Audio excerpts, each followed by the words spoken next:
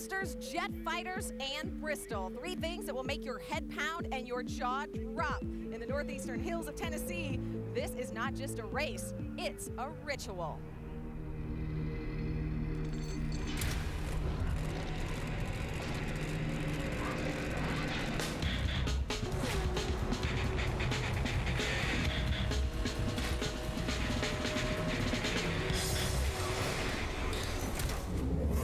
He wins in Kansas, 3 in a row for Mike Skinner. What a way to get here. Ron Hornaday Jr. picks up his 3rd win of the year. In the year 2000, it's Greg Biffle congratulating his team for 3 in a row. They were not kidding when they said last weekend in Phoenix they were making it 3 in a row. Dominant performance for Mike Skinner, celebrating 3 in a row now. Johnny Benson has joined that elite fraternity, winning 3 in a row. Tonight, he tries to do what they could not, win 4 in a row. Just one of many storylines surrounding tonight's truck race in Bristol. And there it is, the concrete gymnasium where gladiators come to do battle. The world's fastest half mile, and you are about to be set up. Hello, everyone, and welcome to the seldom used edition, Wednesday edition of the NASCAR Craftsman Truck Series setup. I'm Krista Voda. Normally, Wednesday is just the day they put chicken nuggets on the school lunch menu and the Penny Saver coupon clipper arrives in the mail. Not this week. NASCAR has revved up your midweek with a NASCAR show, and a lot of top guns are in the field. We will hear from a lot of those drivers coming up. But first, let's get you up to date with our news, beginning with next year. The 2009 schedule has been released, and the Truck Series will race at a new venue, Chicago. The trucks will go there at the end of August. Also, a penalty has come down since our last race in Nashville. The number 30 team of Todd Bodine has been penalized. Their crew chief, Mike Hillman Jr., fined $2,500. Todd and his owner, Steve Germain, have lost 25 driver and owner points. And what do you do after you win 2 Nextels and Sprint Cup championships? You race in the Truck Series. That's what Jimmy Johnson is doing tonight, making his Truck Series debut. You know, I wonder if Jimmy is nervous. He actually said this is not just the first time he's raced a truck. Today's practice, the first time he ever sat in a truck at all. He said there was a lot less room in there than he thought there would be. We're going to hear from Jimmy. But, you know, JJ is just one of our big stories. What about JB? Here's a look back at the incredible summer stretch Johnny Benson has had. It will be his first win at Kentucky Speedway in just his 4th start. Johnny Benson will win at Kentucky. Trip gives me something that's capable of winning a race, or at least running in the top 5 for sure. Johnny Benson's going to hold on the bottom of the racetrack. Ron Hornaday charges in just a bit too hard, and that will wrap it up. Johnny Benson will now have a win from O'Reilly Raceway Park. The win again for Benson. That's 2 in a row. The way you win gold in stock car racing is you put the pedal to the metal, and that's what Johnny Benson has done. Making his way to victory lane tonight, crossing the start-finish line, 3 in a row for Benson. Another victory. Johnny Benson 3 in a row. Trip Bruce making the calls to get him there. That is impressive. That's domination. And because of those 3 wins, that is why Johnny Benson has been able to do this in the Ford point standings. He now has a 45-point lead over Ron Hornaday. You see, some of the positions have changed. Eric Darnell has been our big mover. Rick Crawford has lost 3 positions. But the big story is up at the top, and I believe Adam Alexander is standing by with the Truck Series hottest driver. And everybody talking about Johnny Benson going for 4 in a row tonight. But what about 2 in a row here at Bristol, starting on the outside of row 1? What's the biggest challenge you face this evening, JB? There's a lot of challenges tonight, that's for sure. But I feel a lot better going into this week than I did last week. And tripping the guys this week in and week out give me great trucks to race. And, you know, I'm glad if we didn't get to pole, Scott Speed, our teammates on the inside. So I feel good about that. That's fine, because, you know, if something happens here, you can fall back to 10th in a heartbeat. So, but the outside of this track's pretty good, and really got to thank Exide Batteries for coming on board. Who did all their plant tours and all that stuff yesterday, and learned how to build batteries and things of this nature. That's pretty cool. So it's hopefully it can be a great night, but it can always go the other way too. But we're optimistic, and we'll see if we can get 4 in a row. I think that'd be neat. But in the same token, it's gonna be tough. Johnny Benson mentioned his teammate Scott Speed on the pole. His other teammate may be able to give him some advice about going for 4 in a row. Skinner's done it a couple of times, Ray Dunlap. We'll talk to him, Adam. He's back in '95. You dominated this race. You just killed him. But I haven't felt a great vibe in the 5 camp today. What's going on over there? Well, Bill Davis Racing has got 2 trucks running really, really good right now. The 23 and the 22 is really going good, and the 5 is really struggling. So we've totally missed the setup here at Bristol this time, but we got what we got. We got about a 15th place truck, so hopefully we can miss a couple wrecks and get up there and get us top 10 out of here and try to keep the points alive anyway, but that's the way it is. Mike Skinner starts 14th tonight. He's always good at this track. I bet he finishes a lot better than where he starts. Krista? Thanks, Ray. Yeah, we mentioned how he has tried to go for 4 in a row before a couple of times. There you see how our drivers have fared. Those are the guys who have gone for 4 in a row and where they finished in that 4th attempt. Johnny Benson, of course, the guy trying to top those numbers. Those are very good, all top 5s. Johnny Benson wants more than that. He wants to defend his win here at Bristol. But it won't be just Johnny Benson or the Skinners, even the Hornadays who are in the mix. What about the fact that we have got Kyle Busch in this field? He has Bristol in his blood. We mentioned Scott Speed. He brings that European flair. And oh yeah, he's right behind me on the pole. We also have a Canadian driver in the mix. So many guys, you're gonna hear from him as the setup returns, including a 2-time Cup champion making his Truck Series debut. Coming up next on the setup, we may not have an event in the Olympics, but that does not mean that us NASCAR drivers are not athletes. I invite any one of them, anybody that says we're not, to come out here one day. A race car driver is more of an athlete than any sport I've ever had the chance to play. And also, coming up, me, Jimmy Johnson. I've spent the last 9 years running nationwide cars and Cup cars, and now I want a piece of the action of the Truck Series. All of this, plus lots more of Bristol bumping and banging when the setup returns, only on Speed. The NASCAR Craftsman Truck Series setup is brought to you by the Jack Championship Barbecue, new at TGI Fridays restaurants. Give me more Fridays. By Craftsman. Craftsman tools are the official tools of NASCAR. Craftsman at Sears. And by Aaron Sales and Lease Ownership. Nobody beats Aaron's, nobody. Just like in Atlanta last March. He's not going to be able to do it, I don't think. You're side-by-side. He is. Here he comes. Jimmy Johnson has driven the wheels off his Chevy. He's got the inside. They touch once, twice. Drag race.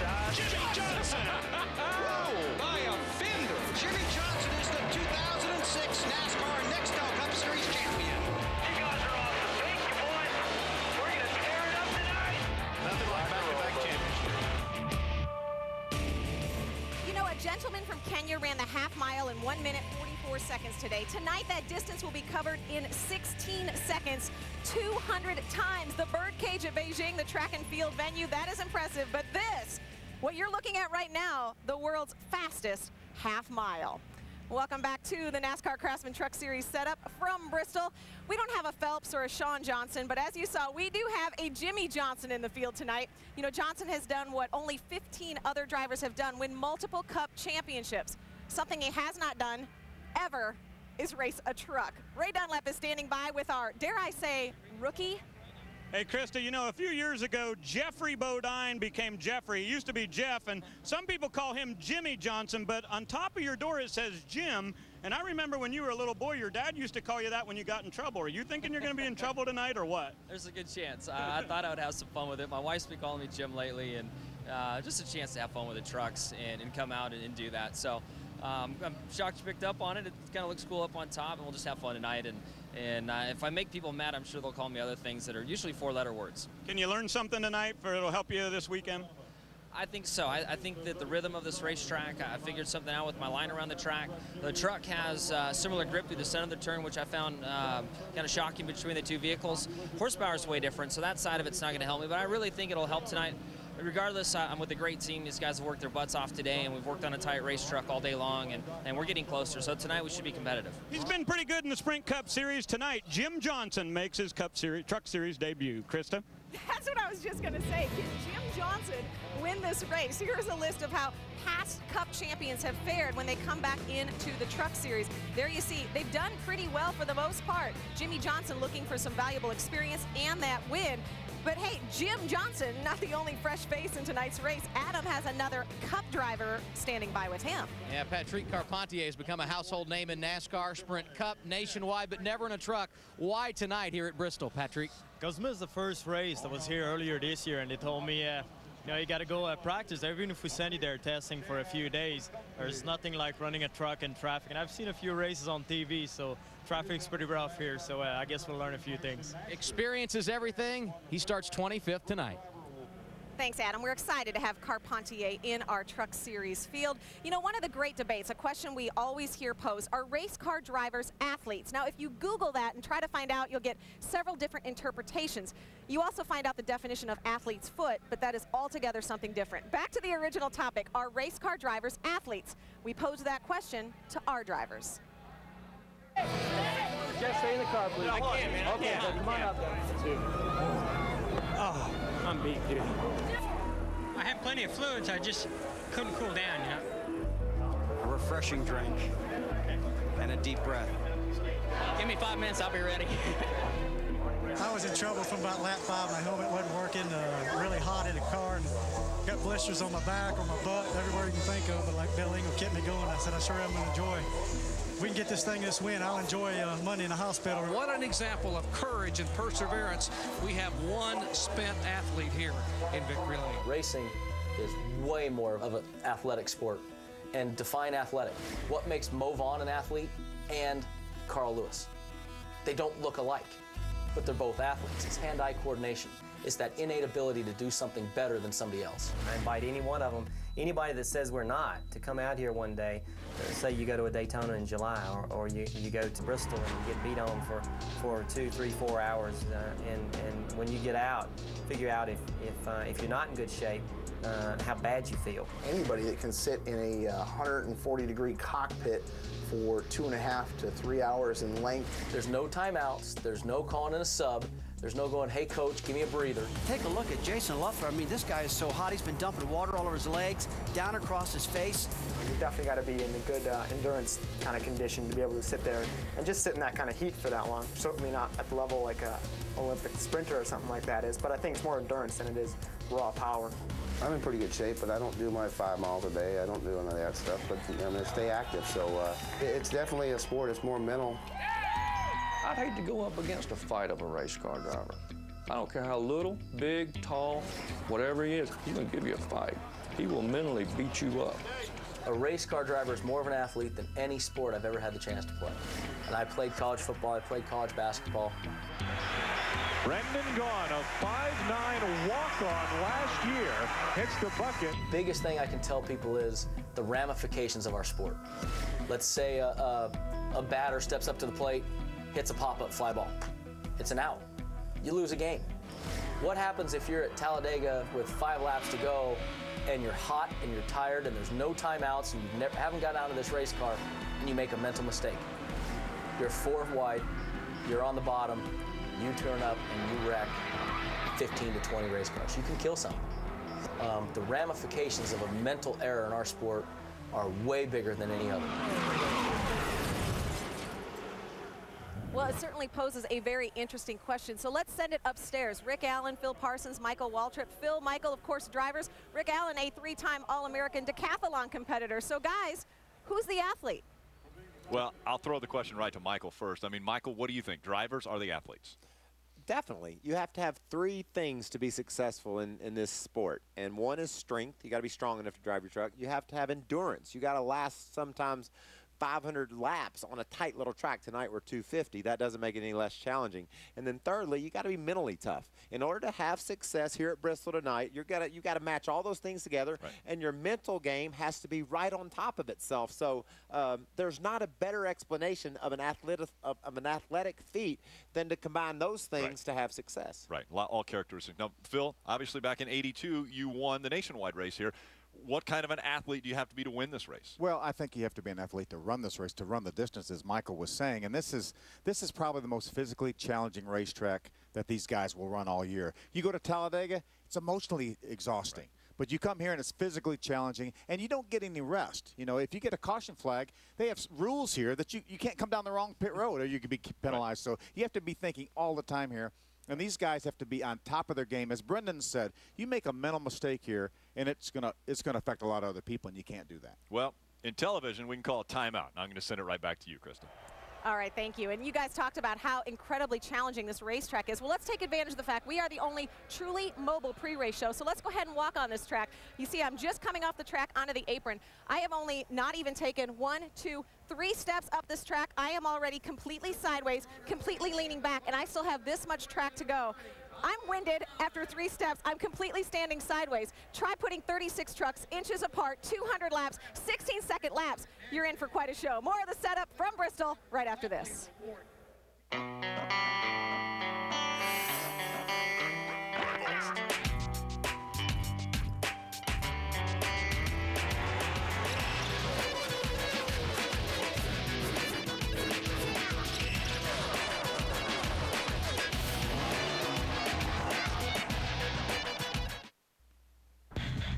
The NASCAR Craftsman Truck Series setup is brought to you by Papa John's. Order by text message or online at papajohns.com. By Craftsman. Craftsman tools are the official tools of NASCAR. Craftsman at Sears. And by the Jack Championship Barbecue. New at TGI Fridays restaurants. Give me more Fridays. Well, we love bragging about the guys who sponsor our race teams, like Conway Freight, sponsor of Colin Brown's number 6 Ford. Brown is normally employed as the Truck Series driver. Recently, he tried driving some new vehicles, including the forklift and the big rig down at the Conway Freight plant in Memphis. Not sure if you'll see Colin cruising down any of the interstates anytime soon. And as the Conway Freight transporter pulls out there at the plant in Memphis, we return here to the NASCAR Craftsman Truck Series setup in Bristol, but we are joined by Conway Freight President John Labrie down in Houston. He's down there because they are getting ready for the National Truck Driving Championships. We have the Truck Driving Championship going on here. You guys, John, have one big down there. How big are the bragging rights for this event? Well, Krista, it's great to be with you. We have 67 of Conway Freight's best drivers from throughout North America here in Houston at Slick Willie's Family Pool Hall tonight. We're thrilled to be here competing at the National Championships here in Houston. Well, tell us a little bit about the event. You talked about it. You've got your Conway Freight drivers competing in it. They have to do skills tests. I know we look back, we were kind of joking today. Remember Greg and Marsha Brady were going through the cones. They couldn't knock off the egg. It's a little bit like that. I mean, these guys' safety is huge for your company and for the Truck Driving Championship. Krista, it really is the Super Bowl of safety within the trucking industry. It tests their driving skills as well as their knowledge of safety in the overall industry in both written and oral examinations.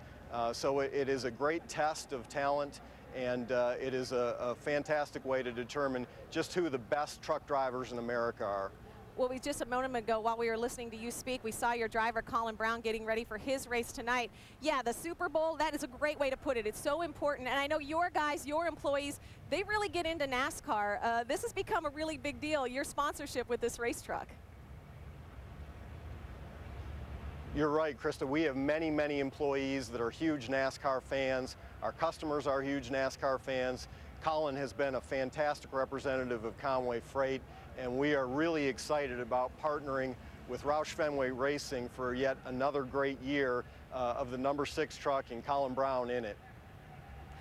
Okay, one more thing too. I know a lot of times, anytime we go down the interstate, we'll probably see Conway Freight vehicles. People will probably notice them all the time now. I know before we say goodbye to you, I think you guys have, and look at all the guys behind you, I believe you have a message. Is that correct?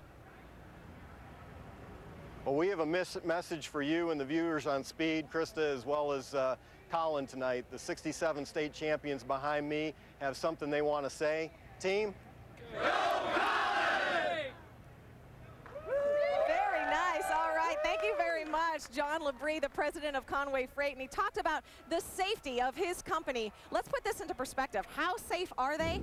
Over 2 million miles. That is the miles driven by Conway Freight drivers before they ever had an accident. To put that in perspective, that's the distance from the Earth to the moon almost 9 times before getting an accident. Here at Bristol, we'll probably have an accident in like 2 laps in 1 mile compared to 2 million miles. Impressive indeed. And Ray, I believe, are you standing by with that driver who just got that huge message from Houston? Well, we hope he got the message, Krista. The guy's rooting you on, no doubt about that. A lot of people in the stands rooting for you tonight. Can you win this race tonight at Bristol? Well, you know, this number 6 truck has always been fast here. And, you know, having Conway Frere on the side of this truck tonight, having all those drivers down at Houston, Texas at Slick Willie's, we're pretty excited about it. Just to have all those guys watch on TV guarantees me some fans. We've got our special fans back here, so should be a fun night for us. We're looking forward to it, and I know my crew chief's got this thing pretty tuned up for tonight. All right, we'll be watching that number 6. Conway Freight starting back here, and all the way up at the front is the number 22, and I think that's where Adam is. Indeed the case. Scott Speed with his first career pole. First time he's been in a truck since mid-June at Michigan. And this place, anything but Michigan. What's the biggest challenge you face here tonight? Honestly, I'd say consistency. I mean, in practice, you know, we unload a top 5, and, you know, so obviously, you know, for me, it's not, I mean, it makes my life a lot easier when the guys get the truck right, and it's just been trying to keep the balance right. You know, it's gone up and down, loose, tight. To get the balance right, it's going to be really important. I mean, obviously, we hit it for qualifying. I think to hit it for the race is going to be important. If not, you know, we're in a good position. We need to stay in the front of the field and stay out of the junk, and, you know, I mean, hopefully be there for the end. 3 wins in the ARCA REMAX Series since he last raced in the trucks, and he starts on the pole tonight. Krista, I guess we could say welcome back, Scott Speed. I guess we could indeed. Thank you very much, Adam. And yeah, that interview, by the way, how close are we to the action? Adam's right back there with Scott Speed, our pole sitter. Very cool indeed. And you know, this race is about to go green. And how big of a deal is it? Well, in the truck series, our chase begins tonight, 10 to go. This is the tightest points battle. It happens on a short track with short tempers and long implications. Jimmy Johnson is here. He wants to go truck racing with guys like Johnny Benson. More of the setup from Bristol on Speed right after this. Woo!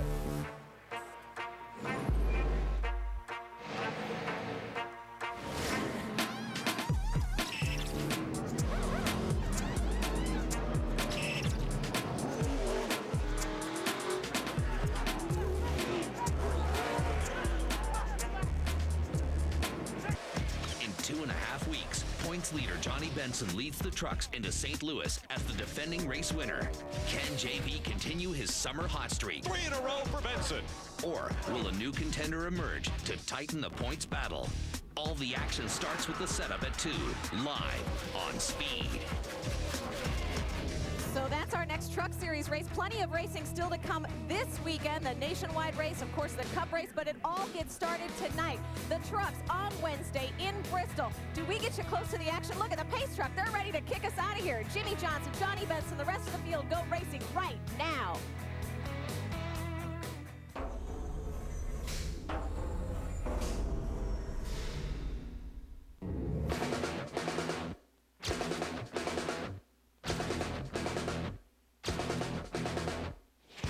Set to go racing in Bristol.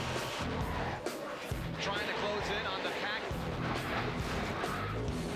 Tonight, the closest points battle in NASCAR continues at Thunder Valley. A pivotal short track race for points contenders looking to make a bang.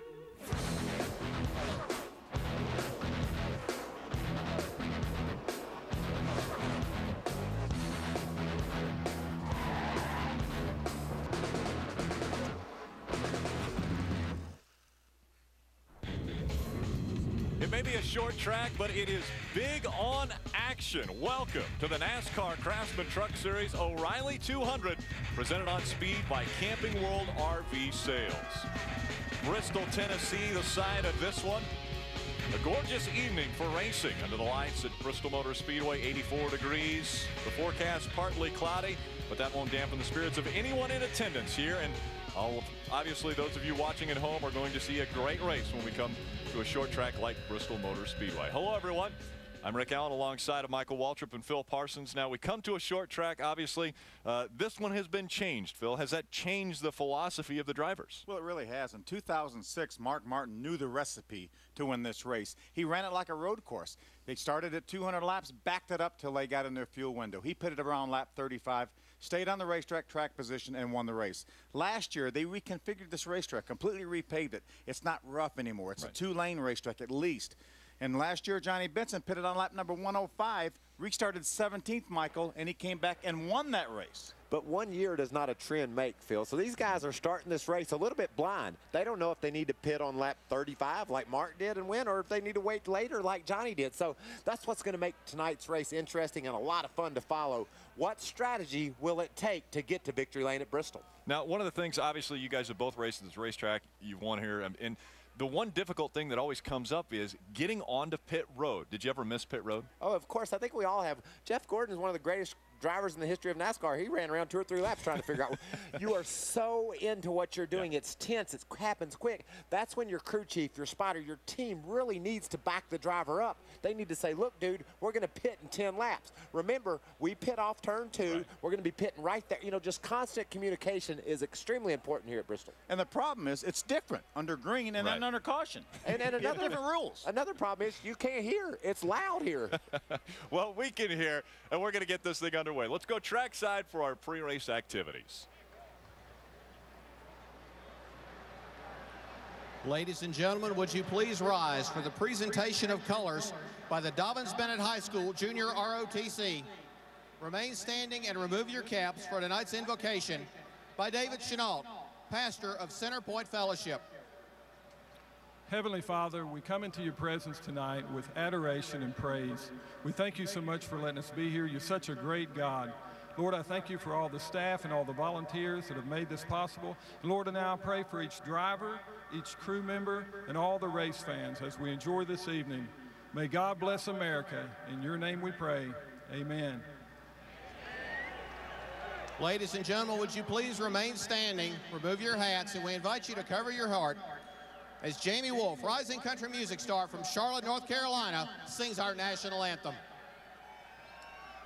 Oh, say, can you see by the dawn's early light what so proudly we hailed at the twilight's last gleaming, whose broad stripes and bright stars through the perilous fight o'er the ramparts we watched were so gallantly streaming, and the rockets' red glare, the bombs bursting in air, gave proof through the night that our flag was still there. Oh, say does that star-spangled banner yet wave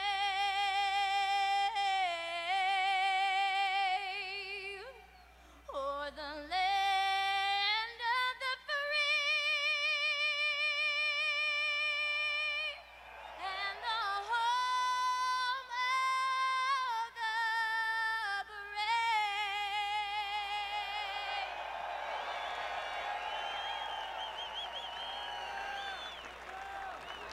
Thunderous applause from Thunder Valley. The driver's about to climb into their trucks. We're going to let them do that. When we come back, it will be time to fire the engines.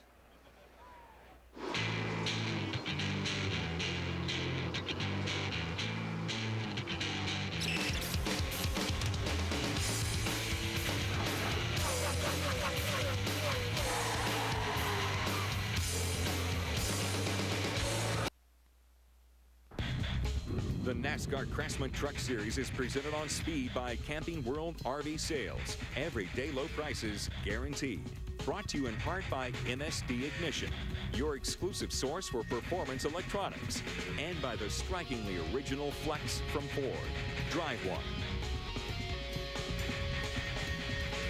Welcome back to the world's fastest half mile. Let's take a look at the statistics that go behind that name as we look at our Camping World track description. This is a track like no other that I've ever seen in the world. You can see 36-degree banking in the corner. It's actually progressive banking, but it's mostly 36 degrees at the top, and front straightaways bank just enough to get you into the inside wall. And you know, we're going around here so fast, it all happens in a hurry. It becomes a blur. You exit turn 4, and you think, okay, good, I made it. Oh, wait, there's turn 1. I got to get after this one. About a second and a half later. It just happens so quick. Everything does here at Bristol. And amazingly enough, it's 200 laps. Let's take a look at our Camping World race analysis. Again, 200 laps. There'll be 36 trucks starting this one. Just over 100 miles. 106.6 miles because of the .533 mile racetrack. As you can see, the pit window is about 140 to 160 laps. But, Michael, I don't think anybody wants to wait that long to pit. We saw Johnny win last year pitting on lap number 105. I think you want to pit at least by around lap 105 or thereabouts. Yeah, we didn't think Johnny could win with that strategy back here a year ago. And I think tonight you're going to need to pit before that time. Maybe around 90, maybe 105 is okay, but definitely, like you said, Phil, no later. Tires becoming a premium then here at Bristol. Well, they are, and in fact, you can pass. That's the key, is the fact that you can pass here now. And so passing obviously will be what Jimmy Johnson is going to try to do, as he'll start back in the field just a bit further. No one has won outside the top 3 in the past 6 races. Let's find out how they fire him up. Let's go down for the command. We've all been waiting for O'Reilly 200 Grand Marshal Jimmy O'Neill. Gentlemen, start your engine!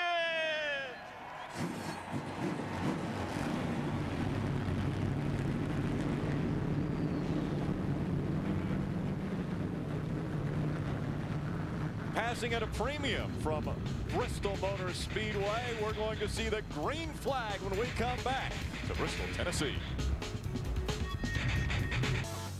Welcome back. The O'Reilly 200 presented on speed by Camping World RV Sales about to get underway. The truck's about to roll out onto the track. Let's show you how they will start this race. The starting grid will roll across the bottom of the screen. Making his first ever start out front will be Scott Speed. That's the first career pole in his 8 starts in the NASCAR Craftsman Truck Series. This one under the lights here at Bristol Motor Speedway. We're actually going to be shining a spotlight on a few different drivers tonight.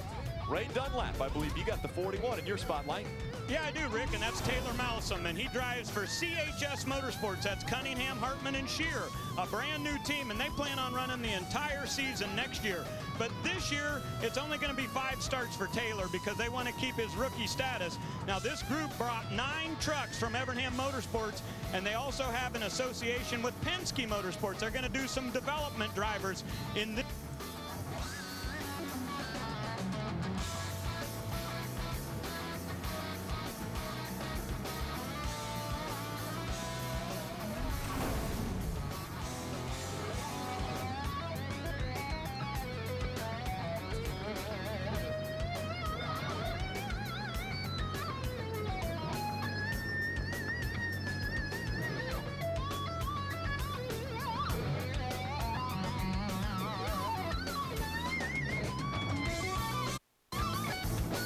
Double A, I want to talk about Patrick Carpentier. He's going to be driving the SMS Equipment Dodge for BHR. Patrick won the pole for the Sprint Cup race this year at Loudon. He also finished second in both nationwide races that have been held at Montreal. His best Cup finish this year is 14th at Daytona in July. And because of rain this spring, he told us, he only got 13 laps of practice. He's doing this just to get some track time in preparation for the Sprint Cup race this weekend, and he will start 25th. Mikey.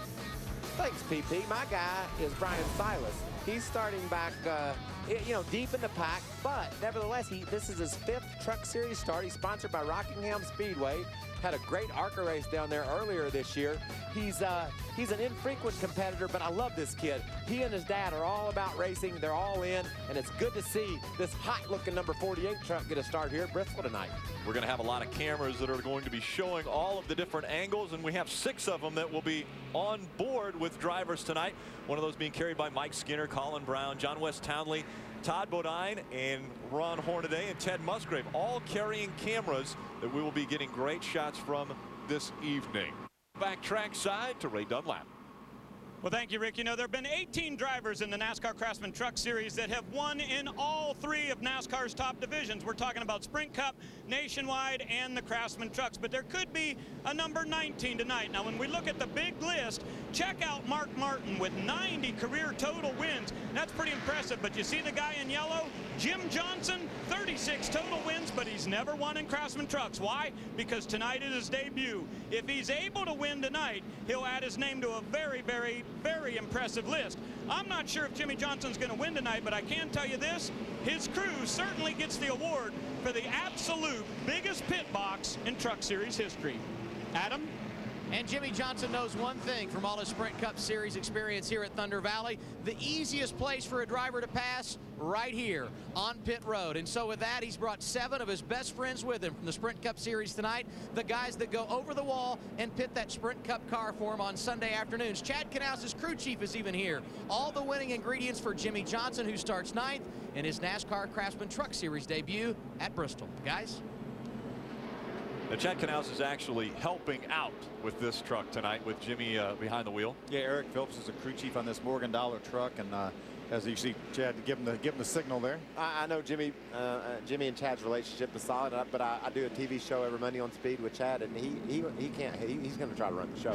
He's going to act like he knows exactly what has to happen to win this race. Yeah. And we've already talked, Phil. We do this all the time, and we don't know. Yeah, there's no telling what strategy is going to go into winning this race, but that's cool to have Chad, down there helping Jimmy and those guys try to figure out what that strategy is going to be. Qualified 9th in this race. What is he going to have to do to get out front and lead laps? Well, I love this track now. We're going to see 3 wide racing. The nationwide race here last fall, it came to the checkered 3 wide for the win. So I can't predict what we're going to see. I just know it's going to be fun to watch. We're going to see short track racing, and it's NASCAR Craftsman Truck Series style. Randy Kaiser brings the pace truck off of the racing surface. Scott Speed has him behind him, and the green flag is out for Bristol. We're underway. Phil, I remember a year ago, we could not wait for this first lap. We wanted to see on this new surface what would happen when they got done in turn 1. We saw the guy on the outside at Bristol lead the first lap. It happened again. Yeah, and it never happened prior to last year. Never. I'll tell you what, Johnny Benson got into the side of Scott when they came out of 2. He got sideways. He's still fighting that race truck. Here comes Kyle Busch, taking 2nd away from Scott Speed. Scott looks like he's just trying to get his legs up under him, figure out what it takes to race here at Bristol. One thing, Phil, to qualify here, but darn, the racing gets crazy. Oh yeah, and these trucks are set up so they're going to be really loose at the beginning of this race because when they burn the fuel off, they get tighter as you go. So these guys are going to have a handful early on. That looks like Johnny Benson's got a handful. He's driving away from the field. Look at this truck. He's got 15, 20 truck lengths ahead of Kyle Busch, and we know what kind of job Kyle's going to do tonight. He's going to be all over it all night. We are still seeing bumping and making 3 wide coming out of turn number 2. It is getting crazy on the racetrack. Take a look at this. Rick Crawford, the 14th. Ooh, look at the little touch right there from the 08 into David Starr. It's beginning with a little touch. I think there's going to be some bumping and banging real soon. Oh, we got a flat tire off turn 2. Left front tire. Left front's down. Look at all the damage on that truck already. That all happened coming off turn 2. And right now, if Eric Darnell comes down pit road, more than likely he's going to lose at least 2 laps, and that's going to make it so difficult for him to get the lucky dog. Yeah, because these guys are going to, as fast as Johnny Benson, Kyle Busch, and these guys up front are running, they're going to catch the back of this field in a hurry. He's going to lose probably 3 laps, Phil. He's heading down to you, Ray.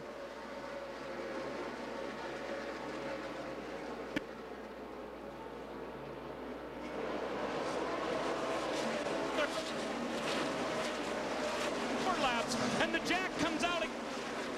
He's have to get the truck lifted up to get the jack under. It may be 5 laps before.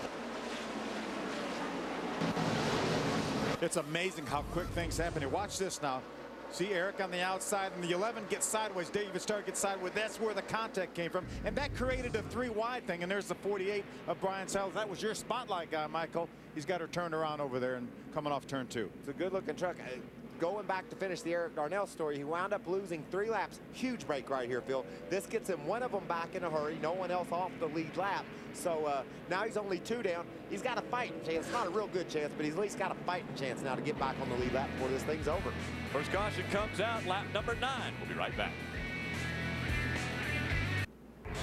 Tomorrow night, get wrecked on Speed Right Shotgun with a crew who cleans up the ugly mess left behind by Chicago motorists. From extracting a car wedged in a house to handling angry customers. No job's too tough for O'Hare Towing. Wrecked life in the crash lane. Tomorrow night, 10 Eastern. And again, new episodes returning August 28th. Right. Hey, Rick, if you take a look at the left rear on Johnny Benson's Exide Toyota, you'll notice a little bit of damage there. But Spotter got on and said he doesn't believe it got into the tire at all. Apparently that happened on the start of the race right there. You see him going to the outside of the 22. They bump a little bit. They think it did not get into the tire any, but they have been talking to Johnny and saying, be careful. If you feel anything weird, let us know. But right now it appears no big problem. green flag back in the air from Bristol. Yeah, I think if he had a slow leak, we would already know it, Michael. We've run 12 laps now, actually 13, so we would know if he had a slow leak. Well, and his truck was mowing. I mean, he was driving away from him. Now in this restart, Kyle Busch is able to hang right with Johnny. A little bit high. Kyle gets off turn 4 there. Johnny opens up a truck length or two from him. I know he's not sneaking up on anybody, but has anybody noticed where Jim Johnson's running right now? He's moved up to 6th already here. Well, he got 2 extra spots at the very beginning because the 9 of Justin Marks had to go to the back because of using a backup truck.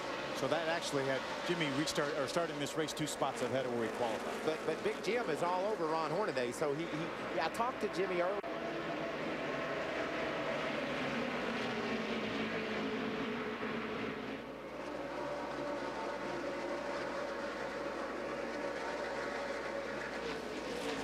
Team truck right behind Jimmy Johnson.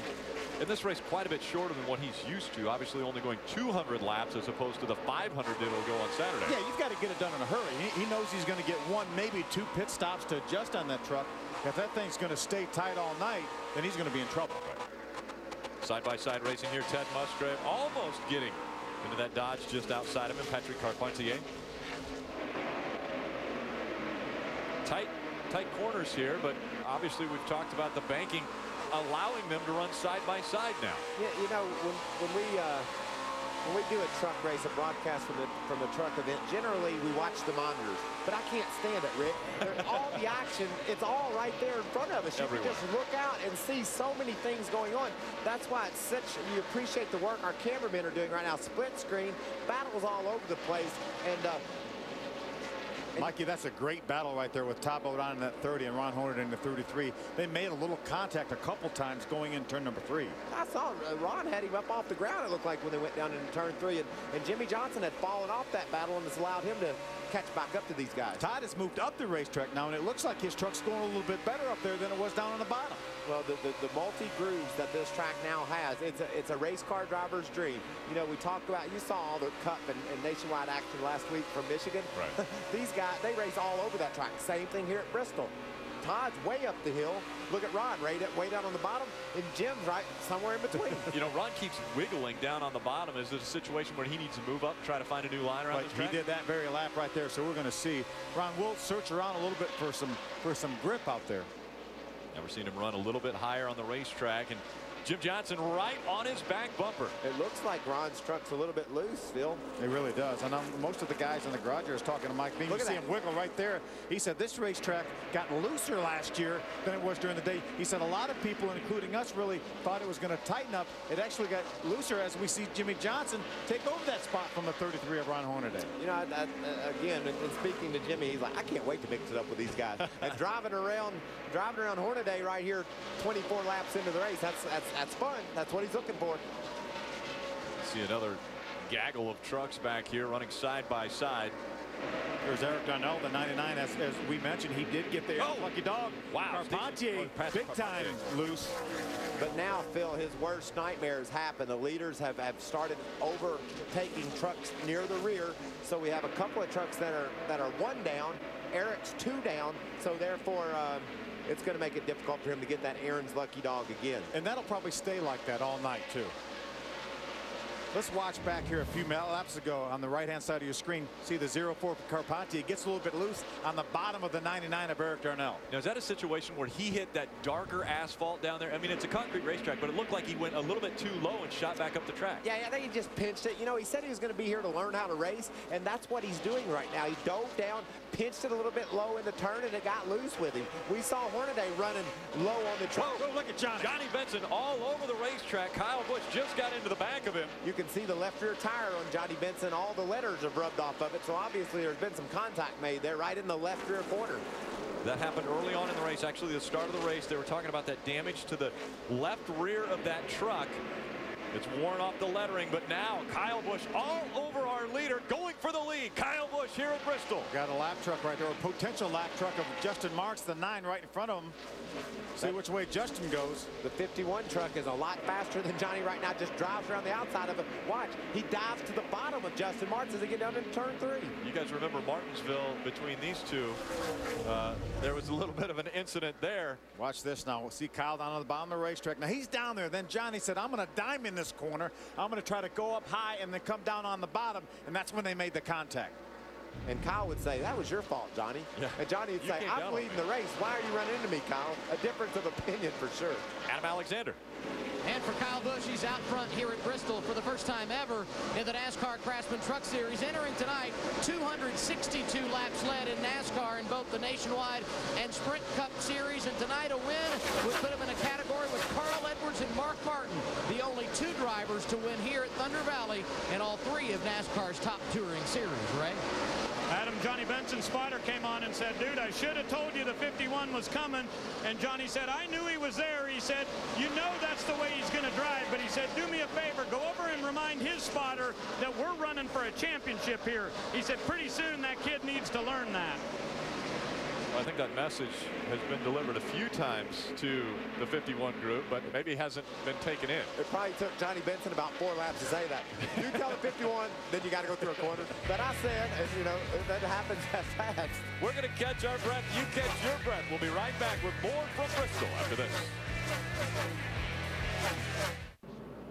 Welcome back. Second caution of the night has come out. It was the 6th, the Conway Freight Ford F-150 of Colin Brown, who had problems, got into the wall, a lot of damage to that truck, and now we see the trucks on pit road. Adam Alexander. And the man leading him down the pit lane for the first time tonight, this guy, Kyle Busch, a little bit tight on that first run. Richie Waters said, do you want the track bar? He said, no, just air pressure. 4 tires and fuel at lap 42 for the leader, Ray Dunlap. 1/2 pound out of the left rear. That'll help loosen up Johnny Benson just a little bit. He said he's good on his entry, but a little bit tight coming off. This will be 4 tires. Remember, a year ago, they pitted at 104. Trip Cruz said this year we'll do whatever the leader did. They came in behind the 51. It'll be interesting to see a little bit of a jam up for Benson. He's going to lose 3 spots on pit road.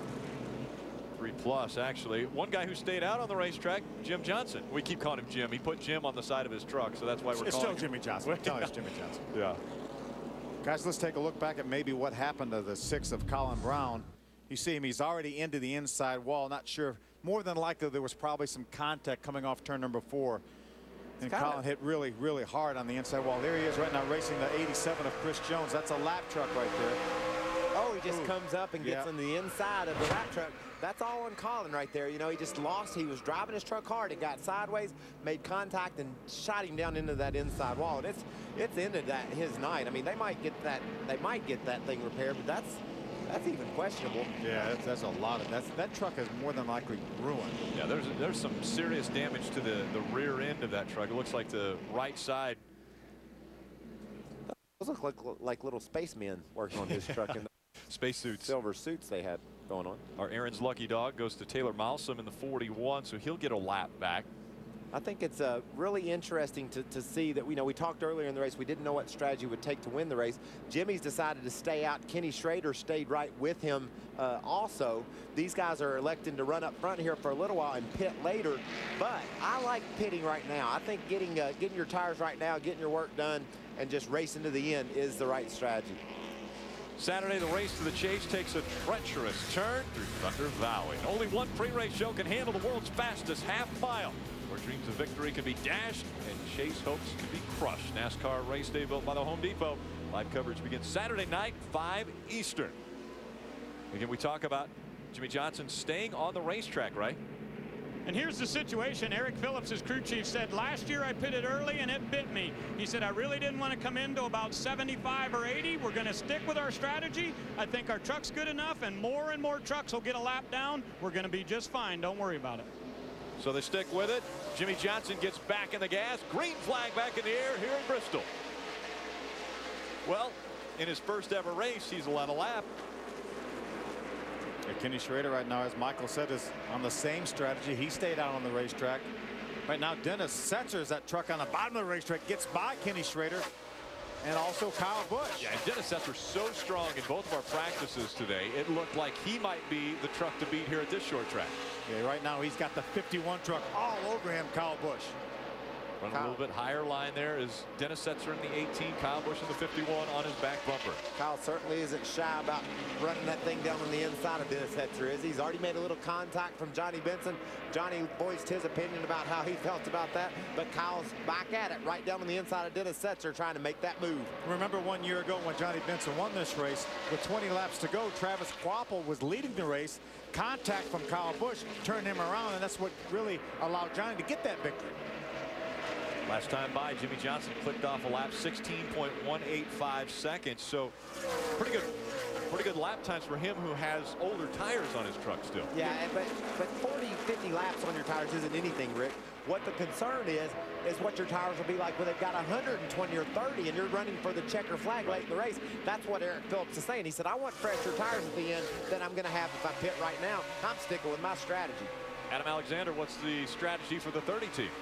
It's such a huge advantage in a place like Bristol to start out front. His truck was not very good on that first run, pushing center off, but because they had a good starting position, he maintained 4 tires and fuel. They made a chassis adjustment at lap 42, and here Todd Bodine competing for a spot in the top 5, currently being scored in 4th. These two still haven't decided who's going to be second yet. Kyle Busch on the bottom of the racetrack. Well, we probably understand what Kyle's being very respectful of Dennis Setzer. He's not sliding up the hill trying to get in. Looks like he's got a bit of advantage going into 3. Can he pull off the pass? Yes, he makes that move. Now you watch him close down on Jim Johnson now. He's a straightaway behind, but now he's got that open track. He'll go get him. Pretty good stretch between Jimmy Johnson and second place Kyle Busch. 2 seconds here at Thunder Valley. 2 seconds. That's huge at this half-mile racetrack. Well, we'll see if Kyle Busch can reel in the 2-time Sprint Cup Series champ. It looks like Matt Crafton has a problem with his 88 Chevrolet as well as that 41. It gets into the wall and some damage. So Taylor Malsom and Matt Crafton involved in this, the 3rd caution of the night. Yeah, Matt Crafton, our 3rd place point guy right now, only 91 points out of the lead coming into this race. You see the damage to that Menard Chevrolet on the front. He was not having a very good night, and it just got worse. We've got good shots of this. We want to let you see what just took place. See, Matt's on the outside. He just gets by the 48 of Brian Silas. Little tap down there going in turn number 1. Oh, and it looked like Tyler had a flat tire. Looked like he had a flat tire when he went in the corner. There was no contact with the side. There was no contact from Matt Crafton that caused that tire to go down. He just went straight up the hill. And Matt, you know, like you said, Rick, it happens so fast here at Bristol. You literally react, and it's too late. You can't do anything about it. You have to have a premonition that somebody's going to have a problem to do something right here at Bristol Motor Speedway. We will now be right back after this.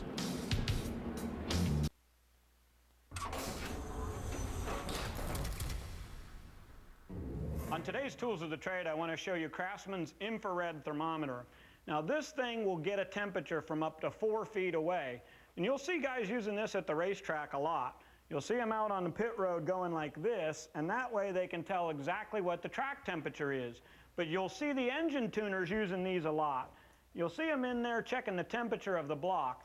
Now the teams will come along and put their cool down units on the engine and flow cold water in there to try to get ready to go for a qualifying run. So this gets used a lot at the racetrack, and it gives you a digital readout of exactly what the temperature is on your engine. But this also has a nice use for you at home. Let's say you're not quite sure if your air conditioner is working at its peak performance. Well, you just take this, point it up into one of the vents at your house, bring it down, and it says, it's 85 degrees coming out of there. That means your AC might need a tune-up. Monday nights are a car lover's dream come true. 101 cars you must drive, from the stunning to the most unusual. Each car has a story, and comedian Alonzo Bowden tells them all like no one else. 101 cars you must drive with Alonzo Bowden, Monday night, 9 Eastern, only on Speed. Jimmy Johnson continuing to stay on the racetrack and stay in front of this field at Bristol Motor Speedway. Kyle Busch giving chase. were tonight. He said, I've got quite a nice little checklist made, actually. And here's his checklist. It's the 81 hit list. Who all's he want to hit tonight? Well, he wants to get Hornaday. He's done that once. He wants to get Skinner for sure. I haven't seen him yet. And then, well, there's Kyle Busch and Kyle Busch, Kyle Busch, and Kyle Busch. Now, he spent about an hour making this list earlier today, and he's actually got it on the tunnel on the inside of his truck, and he's got a little Sharpie like mine hanging on a string in there, so he's ready to check them off just like I'm doing at the same time. There you see the inside of his truck. There's his little checklist. You see his Sharpie hanging there, and also he's got all the names of everybody on the speed show tonight. You got your Radar, your Phil, your Rick, your Voda, your Adam, and your Michael Waltrip, just in case he forgot who all was on the show. Hey, Ray, if it took him an hour to make that list, he's a pretty slow rider, because there's only about 5 or 6 numbers. He had to put a lot of thought into it, Okay, Phil. Just all all who he was going to try to hit tonight. Okay. Why was there a question mark beside your name, Michael? I see that regularly. And there's always a question mark beside Michael's name. People are still trying to figure out what I'm all about. I want to tell you what's getting ready to happen, though. Kyle Busch knows about that hit list, and he might just go ahead and give him another little shot. Well, Jimmy's might be going to doing the hitting. Green flag back in the air. A good restart for Jimmy Johnson. Again, Kyle Busch right on his back bumper. They're running 1 and 2. Todd Bodine is 3rd. Scott Speed 4th. Dennis Setzer is 5th. I don't think Jimmy is going to really battle Kyle that long, because he knows he has to make a pit stop. Jimmy's going to have to come down pit road, more than likely probably the next caution flag. So I don't think he's going to really force the issue, although maybe he is going to force the issue a little bit. I don't agree, Phil. And Jimmy's all about tonight. He wants to be the star of the show. He doesn't want Kyle Busch coming in there and messing up his story. And you can see there, he didn't roll over. He used that high line to hold Kyle off. He's all about doing some racing tonight. And Todd Bodine's taking advantage of the fact that the 51's trapped down on the bottom of the track, trying to make a run on the outside with Big Jim. Jim gets loose into turn 1, though. Got loose getting in, but he battled back through the center and up off the corner. He didn't get off the gas at all. He stays in it, stays on the outside of Kyle Busch. And here comes Todd Bodine to the high side. He's going to try to get by Kyle Busch as well. People don't realize that right now, Jimmy Johnson's having a blast, is he not? That's exactly what he's all about. And Kyle Busch is thinking, if I could just hook him a little bit, send him up the hill, I'll be on my merry way. I won't have to mess with all this stuff. But Todd Bodine takes advantage of the battle. Like I said, he's wanting to be a part of this story. Side by side for second. Jimmy Johnson continuing to lead, but not for so long, because here comes Kyle Busch once again on the bottom of the racetrack. It's obvious Kyle has a very fast truck, but with Jimmy there on the outside, Kyle cannot use the whole racetrack. He has to pedal a little bit to keep from running into Jimmy. Todd Bodine stays to the outside of Kyle Busch as well. Kyle, we've seen him run toward the bottom of the racetrack. Jimmy Johnson early on even moved up to about the middle groove on this racetrack. Well, I think right now if Jimmy stays up on the high side of the racetrack, he's going to keep Kyle pinned down there. That's what's kept him behind him. If Jimmy was to move to the bottom of the racetrack, Kyle would just drive by him on the outside. Remember, Jimmy Johnson did not come onto pit road at any one of the 3 cautions that have taken place this evening, so he still has the tires that he started this race with on that truck. And you know, right now, Phil, Jimmy needs, that team needs for this thing to stay green for a long time. He needs people to be putting laps on their tires under green flag conditions, not rolling around under caution, not abusing those tires, because when he comes to pit road and gets his, he wants them to be way fresher than all those guys that he has to pass. He's working hard to stay on the outside of Kyle Busch. Looks like Busch is going to clear him, so Busch now in front of this field. Jimmy Johnson stays on that high line. Now Todd Bodine's going to look to the bottom for second. Yeah, Jimmy's going to battle Todd's going to battle Jimmy for second. Kyle forced the issue a little bit when he got a little bit in front of Jimmy. He moved up the racetrack to squeeze off that top line. That's exactly what you do. As soon as you can get your nose ahead of the truck you're racing, you want to slide up in his groove, make him alter what he's doing, and gives you a shot to get on by him. Terry Cook has made some damage, some contact with somebody. He's got a left front tire rub in there. You see the damage on that left front fender and that Weiler.com Toyota. That could blow that thing out too, Phil. You know, we saw a little bit of smoke off Jeff Gordon's car last week, and then boom, he blows the tire up at Michigan. Same thing can happen right here at Bristol. Yeah, it looks like a pretty significant tire rub on that 60 truck right there. So sparks out of the truck in front of him as well. This continues. This is the battle for second. Jimmy Johnson right in front of Todd Bodine. Bodine running third. Scott Speed is fourth. Just behind them, it's Johnny Benson, who has moved up to the 5th spot. Yeah, the 22 of Scott Speed and the 23 of Johnny Benson have joined this battle, as well as the 33 of Hornaday. Now, Phil, do you think that Jimmy just doesn't have as good a truck as these guys right now? Or do you believe their tires pressure is why they're able to run all over them? Michael, I think the tires are a little bit better. I think that's the difference right now. It's going to be very curious to see what happens when Jimmy puts his tires on, if he can get by all the trucks to get up there and race these guys again. Adam. And one of the interesting things from here will be, do the guys that came down at lap 42 make it down pit road again? The guy who is currently in the the 6th position, Ron Hornaday, his crew chief Rick Wren told me earlier today, I'm having a hard time deciding whether I'm going to pit once early and come again, or pit once early and be done with it. Type the word for him all morning long in the practice session. They've made it much better, and he's solidly in the top 10 once again, Ray. Oh, problems on the front stretch. A big accident here on the front stretch. John West Townley involved in this one in the 09. The leader's just going through all of the smoke that is on the front stretch. So the caution comes out for the 4th time. This time the 09 involved. That's the second of the Roush Fenway trucks that have been involved in incidents. You see Shelby Howard with a little bit of damage to the rear of his truck. Now, this is an interesting dilemma. We heard Eric Phillips say he wanted to pit around lap 80. Well, he's got that opportunity. He has that chance, but, you know, Phil, I don't like it. Right now, they've only run 10 or 15 green flag laps more on his tires than those other trucks have. So he's not going to have as big of an advantage as he's going to need, because look at all the track position he's getting ready to leave. 07 involved as well. So I got the 09 got into the side of the 07. Let's take a ride along with John West Townley in this Zaxby's Ford. See the 07 gets sideways up off the corner. Absolutely. Oh, wow. Yeah, no way. Just tried to avoid that 07. The 07 gets away with it, and the 09 winds up in the wall. Yeah, Sean Murphy in the 07 got spun around. He turns around in front of that 09. The 09 goes into the inside wall. Makes pretty hard contact, and so the damage to that truck. And now we're seeing a few trucks making their way onto pit road, one of those being that 81 of Jim Johnson. Ray Dunlap. They're going to try to loosen him up a little bit, raising the track bar a couple of rounds and also a pound of air into the right rear. This pretty much falls right in the clutches. It's right at lap 80. You're going to make 81 here. Here comes Jimmy Johnson down to the crew. And as Adam said at the top of the show, this is his Sprint Cup crew. These guys going to work. If you watch on the right rear, you'll see Jeremy West. He's a longtime Truck Series veteran. He used to work at Ultra Motorsports before going to Hendrick. And now we'll go down to Adam Alexander. Dennis Setzer, a guy, Ray, that is always good on short tracks, but the only one he's never went to victory lane at, right here at the Bristol Motor Speedway. Similar pit strategy to Jimmy Johnson. He comes down at lap 81. It's going to be 4 tires and fuel for the 18, and he too will have a bunch of track position to make up once he returns to the Speedway. This just didn't work out right, in my opinion. This is a whole lot of a bunch of trucks he's going to have to pass, and his tires aren't that much better than theirs. So strategy is going to come into play. We'll see if Jimmy Johnson can win. All of the fans here at Bristol Motor Speedway are in for a great night of racing. Monday on Speed, tune in for the only show where the drivers tell the story. This week in NASCAR, Steve Byrne hosts some of the biggest names, including Michael Waltrip, in NASCAR to discuss what went down in Thunder Valley and what's coming up next. This week in NASCAR, Monday night, 8 p.m. Eastern on Speed. Under the lights from Bristol Motor Speedway, and the Aaron's Lucky Dog is handed over to Jeff Green in the number 40, so he will grab a lap back.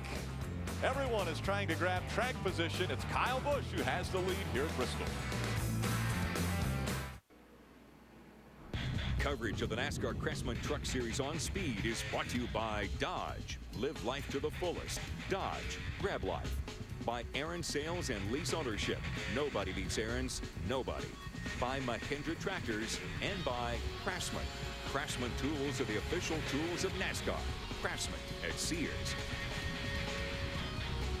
Guys, I know Bristol Motor Speedway, one of the hardest tickets for the Sprint Cup race on Saturday, a Saturday night race here, but check out the crowd that's here tonight. They're all the way from turn 1 all the way around this track into turn 3. It's intense. I love racing at Bristol, and I appreciate the work. I know everybody at home knows it's Wednesday night. They got to go to work tomorrow. That's the stage here at Bristol. this is a normal day. Tomorrow you got to go to work, but yet they show up because of all the action here at Bristol. You know, the track president, Jeff Bird, stuck his head in the booth here just before we went on the air, and he said, yet another sellout for Saturday night. 160-some thousand seats sold for this race Saturday night. When someone tries to figure out what we're all about, what NASCAR racing is, what the spectacle of the sport is, I say, please come with me to Bristol. I want you just to feel what it's like to come to one of our marquee events. Electricity. There's electricity in the air. And you start feeling it as a driver now. You know what's coming up this weekend, and it gets you ready. Ray, how many of these fans are here to watch the 22 of Scott Speed? Well, probably a lot of them. He started on the pole tonight, and the truck's been pretty good. But Scott did just say on the radio a little bit ago, Rick, that he's a little concerned about the right front. We have seen a few tires down here on pit road with a little bit of blistering, and we heard on the radio traffic between Eric Phillips and Jimmy Johnson, they said, we're sticking with this pit at lap 80 plan. They think the good tires towards the end is going to make a big difference. Adam? And how about Timothy Peters? This guy running a part-time schedule in 2008, but he continues to impress. Started in the top 10 tonight, and he has improved by 1 position, currently being scored in 6th. The only race on their schedule as of now that's definite the rest of the year, Martinsville in October. But if they continue to run in the top 10, perhaps sponsorship will come, and we'll see a lot more of that truck as the season continues. That would be cool to see a lot more. But, you know, we talked about how when under caution, it's still a job. Watch this. I'm going to get my tires warmed up here a little bit. We're getting ready to go racing. Whoa. Eric Darnell trying to get up to the inside line. I told you have to concentrate all the time. Just because the caution comes out doesn't mean you stop. There's no timeouts. No timeouts in this sport, especially at this racetrack. I think this would be a time when they would catch their breath during caution, at least try to catch their breath so that they can focus a little harder when the green flag comes out. Well, this has been a bit of an extended caution. We get the word that they're not going to go back green this lap either. So they are sort of formulating their plan, Phil Parsons. They're talking to the crews are talking to their drivers. They're trying to figure out what your truck's like. What are we going to do to make sure we're up front at the end of this 200 lapper? Yeah. We're almost halfway. How do your tires feel right now? Have they gone off any since we put them on? That's the question that people like Kyle Busch have and Richie Waters have and Ty Bodine and Mike Hillman Jr. You can see the brain trust for Jim Johnson's truck there. He's currently riding along in 19th under this caution after his pit stop. Has the freshest tires of the top 20 trucks. You know, Michael, the important thing, I'm looking at the scoring monitor, and Kyle Busch's fastest lap of the race was on lap 5, as well as about 6 of the top 8. Fastest lap of the race was on lap 5. Not after they put their new tires on back on lap 40-something. And we're about to see some fast laps as the pace truck makes its way back onto pit road and behind the wall. Now the field back in the hands of Kyle Busch, underway in Bristol.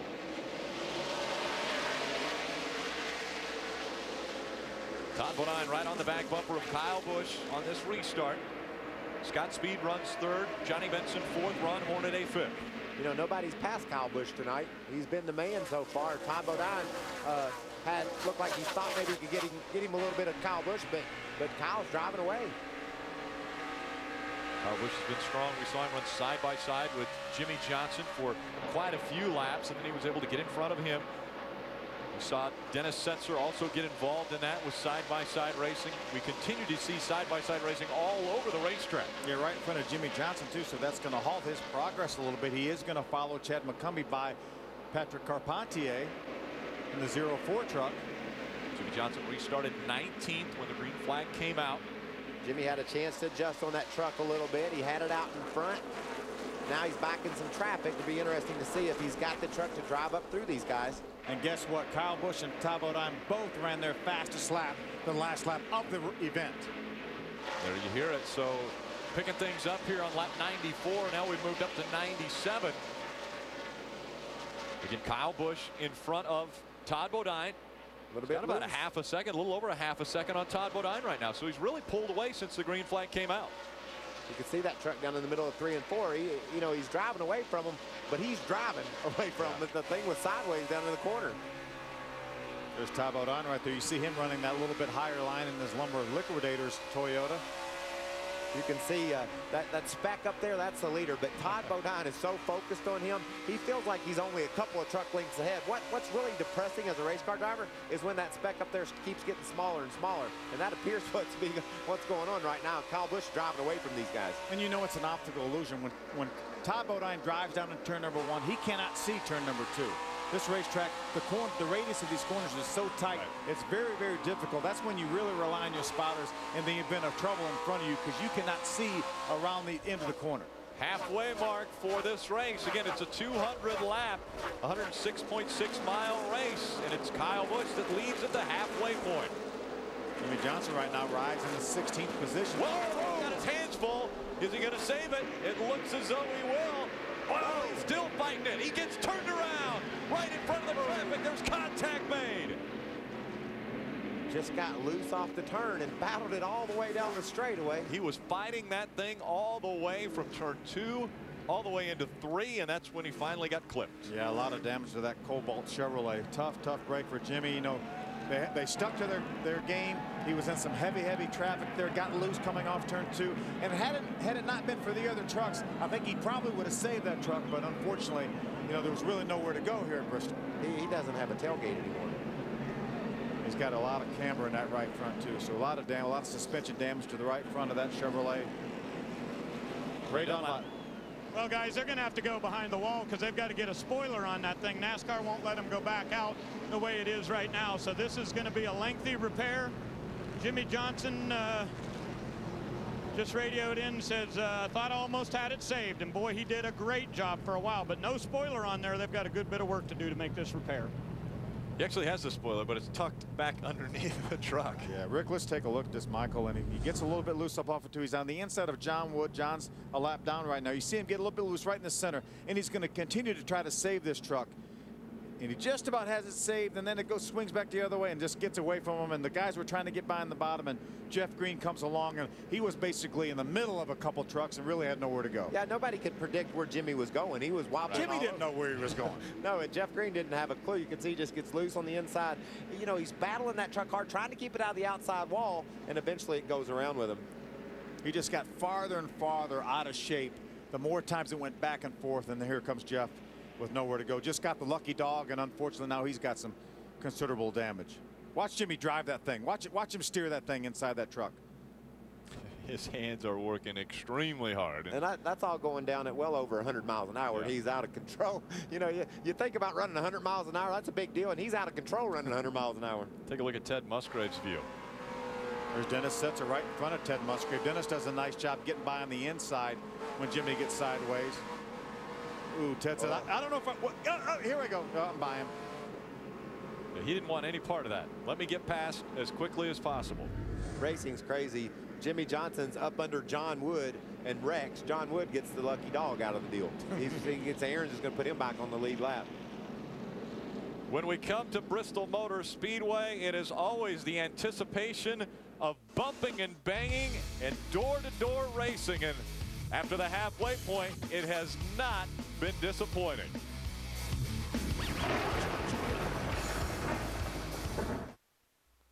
Looking for a way to get involved? Help me make a difference by becoming a member of the NASCAR Foundation Volunteer Network. Visit NASCAR.com/foundation to learn how. Welcome back to Bristol Motor Speedway. Green flag back in the air. Kyle Busch, Todd Bodine, 1 and 2 as they head into turn 1. Michael, what do you think? Kyle Busch stayed on the racetrack that time. You think he's done pitting? I think so. I think all those guys that pitted on lap 45 or so have decided that's it. You know, we're going to ride this baby to the end. But there is some concerns about some tire blistering going on. So I know the crew chiefs are tensely wondering what's going to happen. Look at Hornaday jumps on the outside of Johnny Benson. Ron Hornaday pulling away from Benson. A great pass there, taking over 4th. He still hadn't got that thing tightened up, though, Phil. He's still wiggling. The Hornaday moves up to 4th. Johnny Benson, our point leader, drops back to 5th. Again, Benson trying to make history in the NASCAR Craftsman Truck Series. No one has won 4 consecutive races coming into this. Johnny has 3 in a row. Who's the last guy to win 4 consecutive races in NASCAR? Harry Gant. Oh, he was in this race earlier. Harry wasn't. Does that give you a clue? Yeah. Jimmy Johnson a year ago. He won 4 in a row a year ago? Yes. Yeah. Look at the tire smoke we've got here on the 40. And that was Jeff Green that was involved with Jimmy Johnson in that most recent accident. Man, I'm going to try to get to pit road with that, Phil. That's, looks like real sharp on that right front corner. But Mike Skinner had a tough day in practice earlier today, but now running 13th on the racetrack. Yeah, that's very un-Skinner-like for him to be back there in the 13th position. He's actually battling that 08 right there, Jason White, for position. Gets on the inside of Jason White. Looks like he's going to make that pass. Take 12th away. We've completed 114 laps on lap 115 of 200. This is a sprint. I mean, when we talk about races, this one is a quick one. See, Dennis Setzer, the very right side of your screen here. That's the guy that was on the same pit strategy as Jimmy Johnson. Dennis is only. Oh, contact. Eric Darnell again with contact. With a 71 of Donnie Leah, but right now Dennis Setzer runs in the 11th position. And Dennis Setzer was running up there battling for the lead at one point in time, running second. Oh, we've got a slow truck on the racetrack. That's that 40 of Jeff Green once again. Yeah, that. Ooh, a lot of damage to the 60 truck of Terry Cook. The 40 blew that right front tire, I believe, getting down into turn 1, Phil. The problems with Sean Murphy in the 07. He turns around in turn number 4, then brings the caution out once again. There's action all over the racetrack. We had a truck slowing in turn 2. We had a truck hitting the wall in turn 4. You can see the right front tire on Jeff Green's truck is flat. He went down in turn 1 and went flat. He hit the 60, knocked him into the wall. And while all that's taking place, the 07 of Sean Murphy wipes out the wall in turn 4. So this caution coming out on lap 118. I think this is the time right now. If these guys are going to stay on the racetrack, they're going to do it now. If they're going to pit, I think now's the time. I don't think pitting later than this, there's any way possible you can get back to the front. Well, we talked about guys that are trying to get out. Well, Jimmy Johnson has gotten out of his race truck, and he's with Ray Dunlap. Well, thank you, Rick. Of course, the early part of this race, very, very fun. You guys seem like you had a great truck in the first part of this race. I was having a blast. I really have to thank Randy Moss Motorsports and this whole crew for working as hard as they did. I feel terrible. I tore up their truck. I just got loose on the coming off of 2, and I lost it, I think, 3 times or 4 times. Saved it 3 times and finally crashed on the 5th or something. But we've got a replay here, Jimmy. Take us through it. Well, I'm trying to get underneath the 21, and I kind of.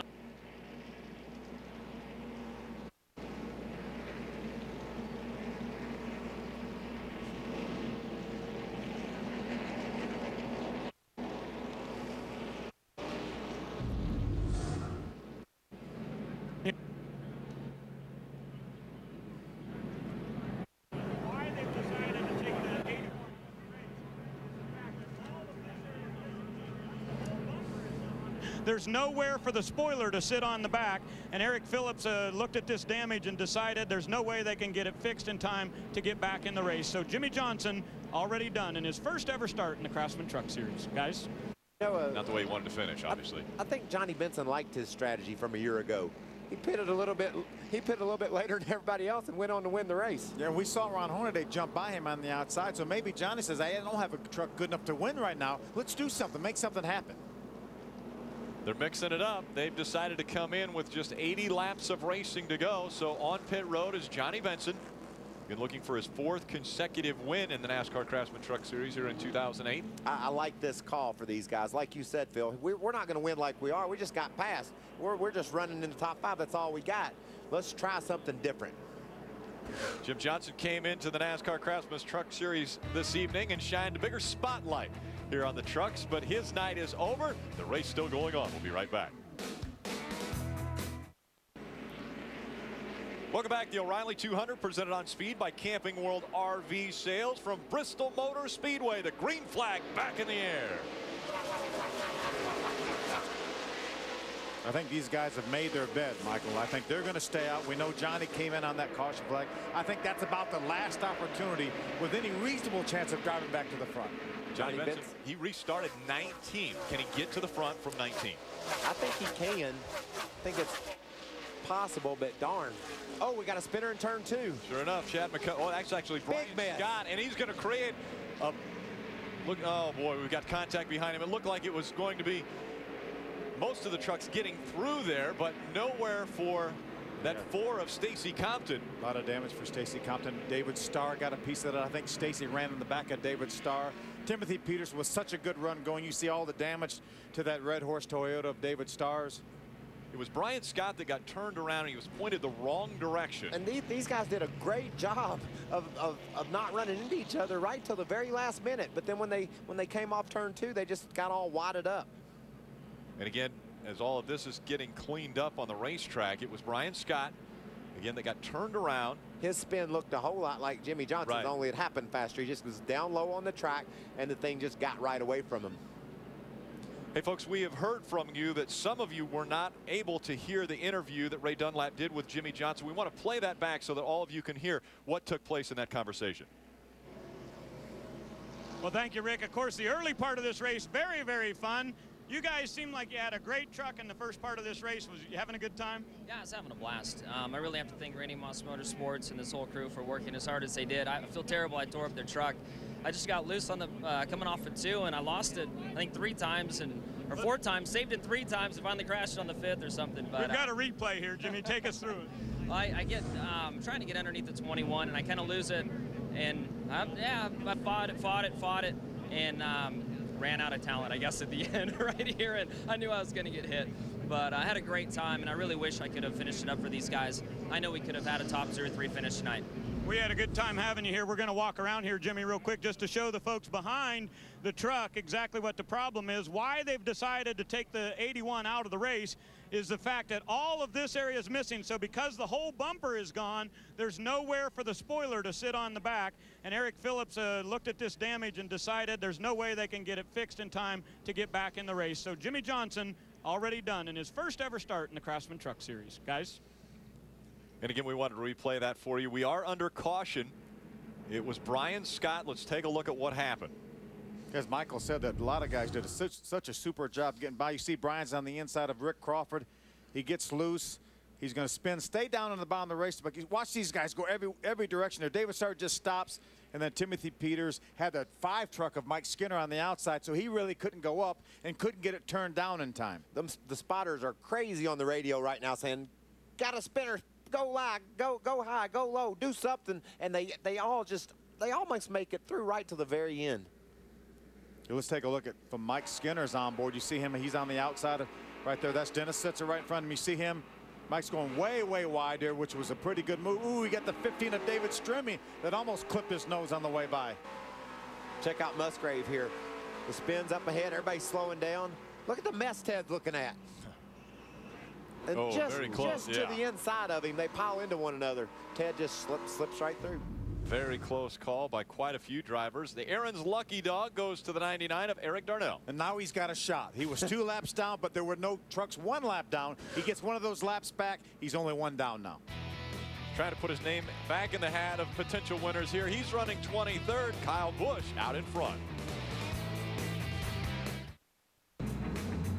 Welcome back. Obviously, the pace still slowed because we're still under caution for the O'Reilly 200% on speed by Camping World RV Sales. Kyle Busch was able to get out front early on in this race. He is back out front once again. He's led 72 of our 130 laps that have been completed.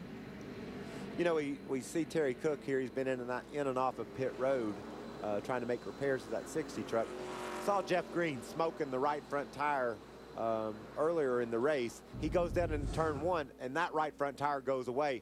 Poor Timothy Peters on the outside of him bounces off of Jeff Green, but then he runs Terry Cook right into the outside wall. So we felt like that tire was in jeopardy of blowing, and I'll be darned if it didn't. Yeah, there are times when you get a tire rub and you know the flat part of the fender is rubbing on the tire. You know that's probably not going to result in a cut tire, but that one had a bad look about it. Ray Dunlap. Well, guys, let's hear from Trip Bruce. He is crew chief for Johnny Benson. And Trip, a year ago, you guys pitted on 104 and came back and won. This time at 119. What's the strategy? Well, right now I'm just more concerned about the right front tires. Have been taking a little bit of abuse tonight, so I'm playing it conservative. I don't want to run the whole race or over 100 laps on one right front tire, so just put the new ones on. That's it. No strategy at all. Just being safe. And we've had a bunch of caution laps here. I'm sure you don't want to see many more of them. He needs time to get through the field. Yeah, he's got fresh tires now, so he should be able to pass pretty good. And he's patient, you know, with the traffic. So I think he'll be okay. You know, tires have been wearing pretty bad here. So if that was a good move for us, it'll pay off in the end. We'll see. All right, good luck to you. Remember, guys, these guys are going for 4 wins in a row, a NASCAR Craftsman Truck Series record. Rick, let's see if we can make contact with Kyle Busch. Hey, Kyle Busch, Phil Parsons, can you hear me? Yeah, Phil. What's up? Well, you guys, you and Richie decided to stay out and go with the tires you got. We've run 132 laps. Probably going to be too late to pit again, huh? Yeah, pretty much. We I think we came down at 41 and figured that would probably be good judging by last year, but seems to be a few guys that are tight that have a little blistering problem or something like that, which we saw very light of, but I'm loose right now, so hopefully we're all good with our Mikizuki Toyota. How about that 30 truck of Ty Bodine behind you? Has he got anything for you? You never know, man. They could always show up here anytime, so we got to keep ahead of everything and stay on our toes. All right, buddy, you got one to go. Have a good one. All right. You got to keep your head on a swivel here at Bristol. You don't know where they're coming from, and you don't know how your truck will change or how some other guy's truck might get better. Tire wear is a concern. Last year, we didn't hear anything about that, so. A little bit softer tire this year than last year, too. Take a look at this. The race winners already this season. 9 different drivers have been to victory lane. Multiple wins for Johnny Benson, Ron Hornaday, and Kyle Busch. Yeah, Kyle trying to make it 3 wins. You know, he's got a worse winning percentage in the truck series than of the 3 major series of NASCAR, the Cup, Nationwide, and Trucks. And you want to know how tough the truck series is? 2-time champion Jimmy Johnson, he qualifies, managed to qualify 9th, and he's trying to race through the field. He loses his truck. This is hard stuff. These guys are tough. Tough trucks, tough racing, and it's tough to get by Kyle Busch when he's in a truck. See Ron Hornaday trying to make his way by the 22 of Scott Speed. Kyle Busch is one of the only guys that consistently runs up front and wins races in this series. I think he's won races in all 3 major series 4 years in a row. Yeah, unbelievable statistic. That's an amazing stat. Johnny Benson moving to the front again. Fresher tires on that 23. Oh, a little bump there. Hornaday gets into the 22 of Scott Speed. Speed's able to keep it going the right direction. Rick Cropper jumps to the outside. Rick Cropper trying to take 4th away from Hornaday. Johnny got stuck down on the bottom, down in 3 and 4. Rick lost 2 or 3 spots. That 59 truck just drove right around the outside of him. Ted Musgrave. But Johnny's going to return the favor on the inside. You know, it looks like Johnny Benson can go anywhere on the racetrack right now, and some other guys are limited on where they can run on this track. Well, his truck is obviously pretty good, and he's decided to pit. He's got the freshest tires of most anyone on the racetrack right now, but he's right mired back in the 14th spot, looking for 13th on Jason White. He drives under Jason White down into turn 1. Not quite able to clear him in the middle of the corner, but off turn 2, he gets him. Now he goes and sets his sight on David Strimmy running up there in the 12th spot. Remember, Johnny had a very similar strategy last year, and it worked for him. He pitted on lap number 105. This time he pitted on lap number 119. And he's got to feel really good about his truck right now. He's fast. He's gaining on everybody he's around.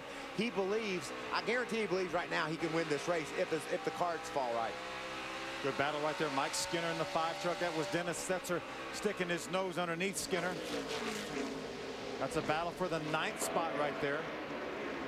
We've got Brendan Gaughan, that 10 truck right behind. There's Johnny all the way up to 12th now. He drives around Strimmy. Remember a year ago with Brendan Gaughan, Brendan was on the outside running up against the wall looking for the win in this race, and we've got some smoke out of the 11 of David Starr. He slows on the racetrack down on the apron area, so he's going to make it off of the track. Yeah, David was involved in that earlier incident when the 16 of Brian Scott spun out. Take a look at 6th and 7th. Jack Sprague in front of TJ Bell. Great run for TJ Bell. I tell you, this guy continues to impress me. Week in and week out, he's strong, solidly in the top 10. Good run for TJ Bell. Jack Sprague just in front of him. Started 12th in this race. You see the progression that he has made up through the field. Ray Dunlap. TJ Bell was really, really loose in practice, so Butch Hilton did a good bit to that truck after qualifying. They had adjustments, and he said he felt like they went in the right direction. Now realize Butch Hilton, his crew chief, has 3 wins right here at Bristol. He won once with Jeff Green and 2 with Kevin Harvick. So he said, I believe that TJ Bell is really, really coming around. I'm very pleased with what he's done. Now the yellow is coming out right now, and TJ Bell has gone from 10th up to 7th. A little damage to the Rockingham Speedway truck of Brian Silas. It's been a rough night for Brian. Didn't get off to a good start. Now he's got the back of that truck messed up. 8th caution of the night. We've already had 51 laps under caution. The record 69. We hope to not break that record this evening. Johnny Benson looking for a record 4 in a row. See if he can get through the field. Thursday, it's do or die night on Speed, where everyone has something to lose. With Pinks all out. Line them up, boys. Let's race. Come on. Wrecked. We're in a live lane of traffic. Pinks. Balls to the wall. And pastime. The jack is going up. And the stakes get higher as Speed gives you an inside look at the summer's thrill ride, Death Race. The drivers are convicts and the rules are simple. There are no rules. It all begins Thursday night at 8 Eastern, only on Speed. Now that's entertainment. Welcome back to Bristol. Let's test your trivia knowledge. It's Aaron's lucky guess trivia. How many drivers won in their first NASCAR Craftsman Truck Series start? Any ideas? I know. Bill, you're raising your hand. I know who is not. Big Jim. Big Jim didn't get it accomplished. And another big story that just took place, the 18 of Dennis Setzer made his way onto pit road, right? Well, here's the situation, Rick. They were back in 10th right now, and Setzer felt like he just couldn't make any forward progress. They had a really good truck in practice, started 8th, and Setzer said, we can't win this race the way I am right now, so let's get some tires. And Marcus Richmond made the call. He said, I go with whatever my driver says. So they came in and pitted at 1:48. So can they work their way forward from where they'll restart, which I believe is 21st. Is that correct? Green flag back in the air. Yes, restarting 21st is correct. And guys, great news for Eric Darnell. He did get his second Aaron's lucky dog, and he's back on the lead lap. So now the top 22 are leading or chasing Kyle Busch. 22 on the lead lap. You have to keep an eye on Johnny Benson. Right now, he's in the 10th position. He's running out of times. We're out of laps. We're inside of 50 laps to go. David Stremming right on the back bumper of Johnny Benson. Benson, again, a little fresher tires. Not obviously as fresh as Dennis Setzer, but fresher tires on that 23, trying to make his way up through this field. And that is a battle for position in front of him. The 5 of Mike Skinner and the 71 of Donnie Leah. You know, it's really interesting to watch Johnny Benson as the competition gets tougher. He gets closer to that top 10. He was driving right around trucks when he first restarted a few laps ago on that first restart, but now it's getting tougher. He can't make those moves quite as easily. There we saw him on the bottom of the racetrack. On the bottom, the 71 of Donnie Leah. He will take over the 9th position from Donnie Leah. Following that 5 of Mike Skinner, slow on the racetrack. The 9 of Justin Marks. It looks like the right side. He's got a tire rub. See the smoke coming out. He makes it off the racetrack, so it looks like he's clear.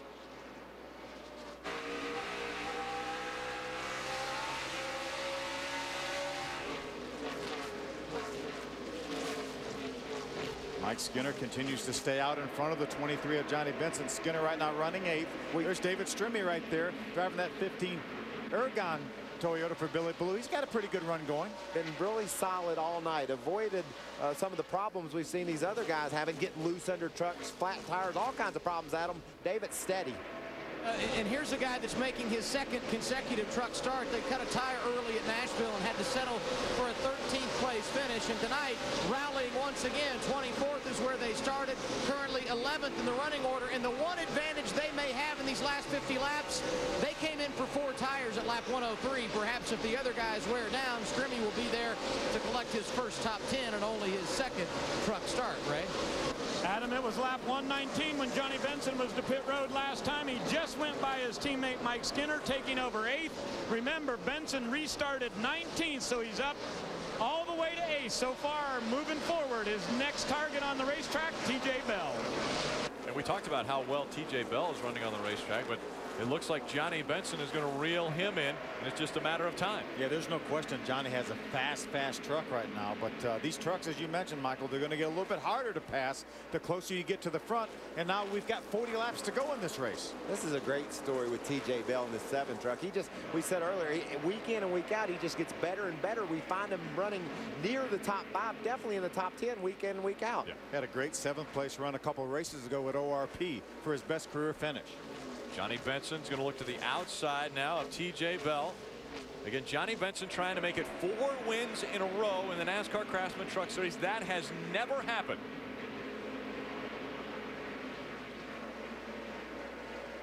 Look at Johnny Benson make the pass on TJ Bell. Made it look easy, so he takes that position away. He moves up to 7th now as Benson continuing to close the gap between he and Kyle Busch. Hey, what's going on with that 14, Ray?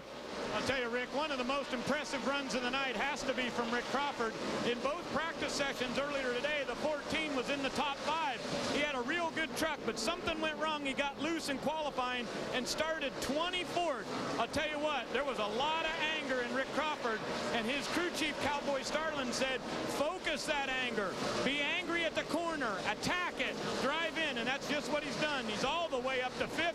An unbelievable run for the Circle Bar team. Adam? And you know what? We talk about Kyle Busch so much. Just vanilla in NASCAR. How good this kid has been here in 2008. Of course, the 8 Cup wins in the Sprint Cup Series, the big headline. What's amazing, this guy who runs consistently in the Truck Series has not won in this series since March. He won it at California and again at Atlanta. He's trying to break that string tonight and win for the first time here at Bristol, and he looks real good with 34 laps to go. What a huge gap he has right now. He's got about a 2.5 second lead over Ty Bodine, but look at that truck running behind Ty Bodine. It's our pole sitter, Scott Speed. I'm telling you, this guy had 0 stock car experience coming into this year other than an ARCA race he ran, and I'm telling you, he's been so impressive on all sorts of racetracks. Yeah, how about this track? Never run on this track before. Never saw this racetrack before. Yeah. But go back to Dover. Dover's a Bristol on steroids. Yeah. Basically, it's a huge, fast concrete racetrack. He wins at Dover.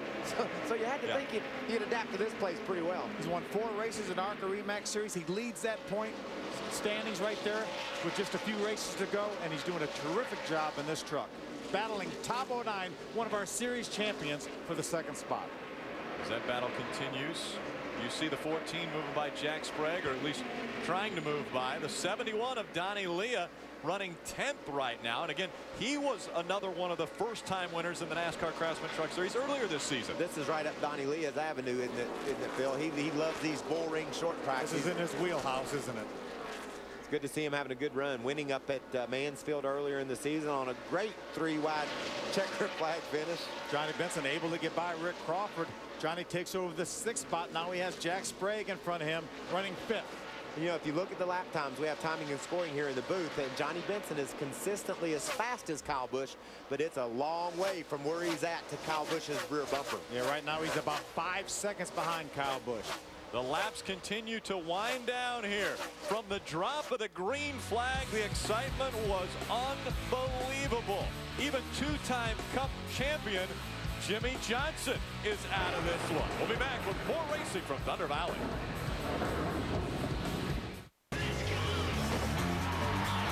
Don't miss Labor Day weekend's biggest party.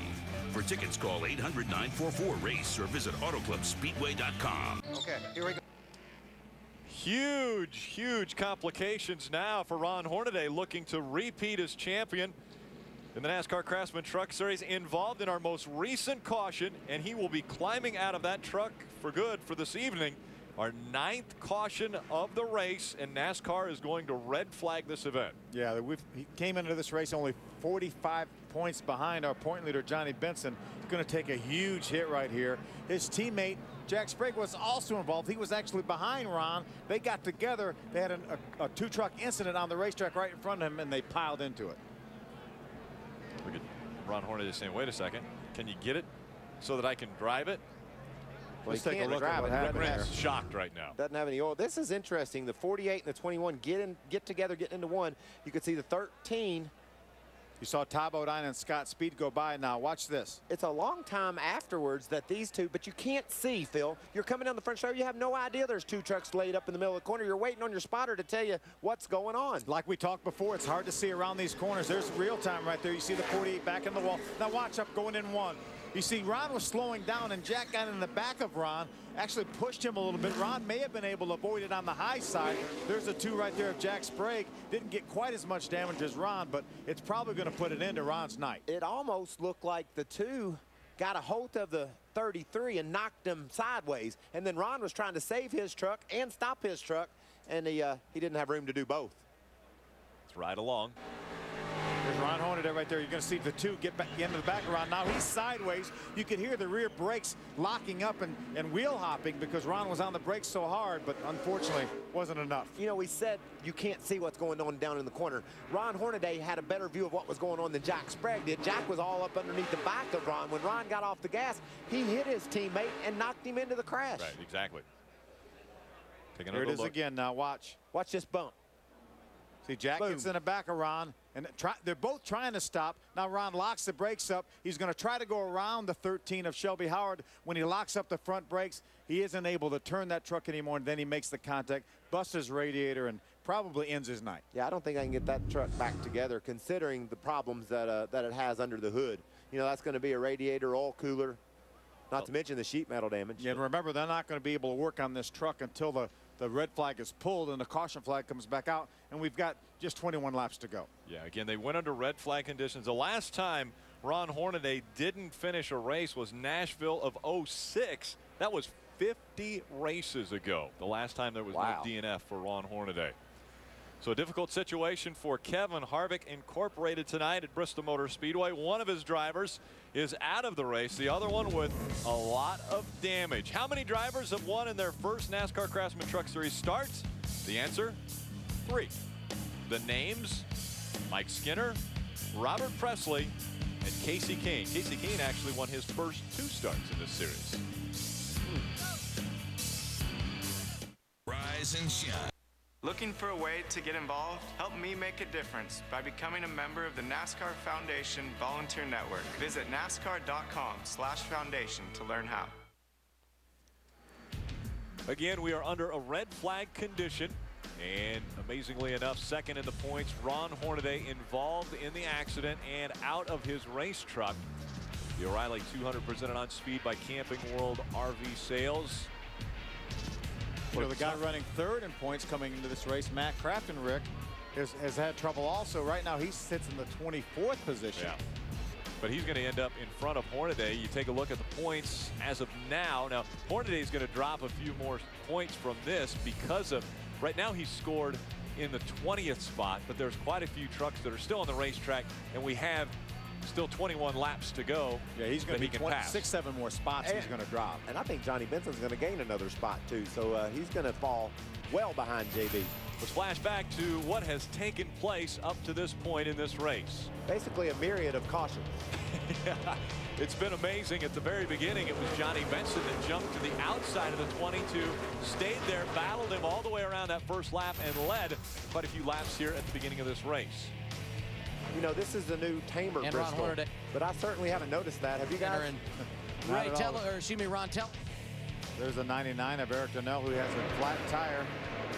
There's a 48 of Brian Silas, brings out a caution flag, spins off turn number 2. Little contact there. Sends the number 6 Conway Freight into the wall. And that's when the majority of the field comes down pit road right there. That's when Kyle Busch came down pit road. That's when Todd Bodine came down pit road. Our third place truck of Scott Speed came down pit road. Here's the issue. We talked about third in points. Matt Crafton getting involved. That was with the 41, so damage to that truck. And again, he has scored back in the 24th spot now. There's lap number 79, the 07. Sean Murphy gets turned around, and the 09 of John West Townley makes contact with the inside retaining wall. Talking about how quickly things happen. Two-time Cup Series champion Jimmy Johnson trying to save it coming out of 2. Can't do it in 3. Gets turned around, and then contact takes him completely out of this one. He fought that thing all the way down the backstretch. Unfortunately, a lot of damage to that Cobalt Chevrolet. You might say he got behind in his steering eventually, but he gave it a solid valiant effort. He did all the way down the back straightaway. 123, Brian Scott stops, and that creates a traffic jam behind him. Oh, yeah, a lot of damage for Timothy Peters, David Starr, as well as the 4 of Stacy Compton. That's Ted Musgrave's view right there, Michael. And I think Stacy Compton thought he was just going to follow Timothy Peters right on through. He's got to be able to see where he's going. I can't see where I'm going, but he can. And most recently, this is the issue that took place that has sent us into a red flag condition. The 48, the 13 stopping on the racetrack, and then teammates Jack Sprague and Ron Hornaday get into this. Look at the top of the screen here. You see Ron slowing down, and Jack gets into the back of him. Yeah. Knocks his truck sideways. He's trying to save his truck and stop his truck. He couldn't do both at the same time. It looked like Ron was able to see that incident. It looked like he was going to be able to get stopped. Jack didn't have as good a view. He was behind Ron. They made a little contact, and unfortunately, both of them involved. And just moments ago, Adam Alexander caught up with second in the points, Ron Hornaday. And Ron Hornaday has walked from the infield care center. And Ron, tell us what happened on the racetrack. You guys can see it. It's just Bristol. I mean, I thought I checked up, and I don't know who got in the back of me. It just lifted the back tires off, and I had no control. I was going to go low. Corelli called it in time. I was rolled up good enough, so it's a shame. The Camper World Chevrolet was good, and we knew Johnny pitted, and we were just trying to gain some points on him, and I didn't know he was running 6, but I mean, with 20-something to go, I mean, you had to stay out, and that's the way we called the game. So, darn, we needed one more stop to make it really good to beat them guys, but we still had a good truck to run the top 5. So it's a shame. I hate to see that happen. It's hard on the points. Tough break for Ron Hornaday, and with as few laps are left in this one, he is likely done for the night. There you see the truck, the damage that had been done. Again, the reason why we are under a red flag condition. The 48 involved in this one, as well as that 13 of Shelby Howard, and then Kevin Harvick incorporated 2 trucks involved at the end of it. 4 trucks bring out the caution, and now the red. We'll be right back with more. NASCAR Race Day roars into Thunder Valley. Straight and paved Bristol style. Getting you ready to rock from the world's fastest half mile. NASCAR Race Day, built by the Home Depot. Live coverage begins Saturday, 5 Eastern. NASCAR on speed. Be there. Sunday for Moto Championships to the NASCAR Chase. Be sure you check out Wind Tunnel with Dave Despain to catch up on all the excitement in the world of motorsports. Also, jump online or call in and give Dave your opinion on the big story this week. Sunday, Wind Tunnel with Dave Despain live 9 Eastern, 6 Pacific, only on Speed. Let's see if we can make some contact with Johnny Benson. Hey, JB, Phil Parsons up in the speed booth. You got a copy? Yeah, Phil, go ahead. What are you doing? Well, me and Mikey and Rick are just up here watching you put on a pretty good show. You guys, last year, your strategy was pit after halfway. You made your way back to the front and won that race. Same strategy for you and Tripp this time. You're in 4th. You've got 3 pretty good trucks in front of you, and you're going to have less than 20 laps. You got enough time? I don't know, Phil. That's less than 5 laps a truck. It's going to be tough, you know. Goodyear brought a good tire, but ain't the same one as last year, so we tried some strategy, and maybe it'll work for us, maybe it won't, but hopefully it's exciting for the fans, and Tripp, Bruce, and those guys do a tremendous job every week on this Tundra, so we're pretty happy how it's going. I'm sure you're aware that your closest point pursuers, Hornaday and Crafton, have both had some trouble, so if you can get this thing to the end, it's going to be a pretty good night for you in the points. Yeah, you know, it probably will, but I ain't about that at the moment. We're going to try to win this thing, and see what happens. I ain't going to do anything stupid, but we're still going to try to win this thing. All right, buddy. Good luck. All right, thanks.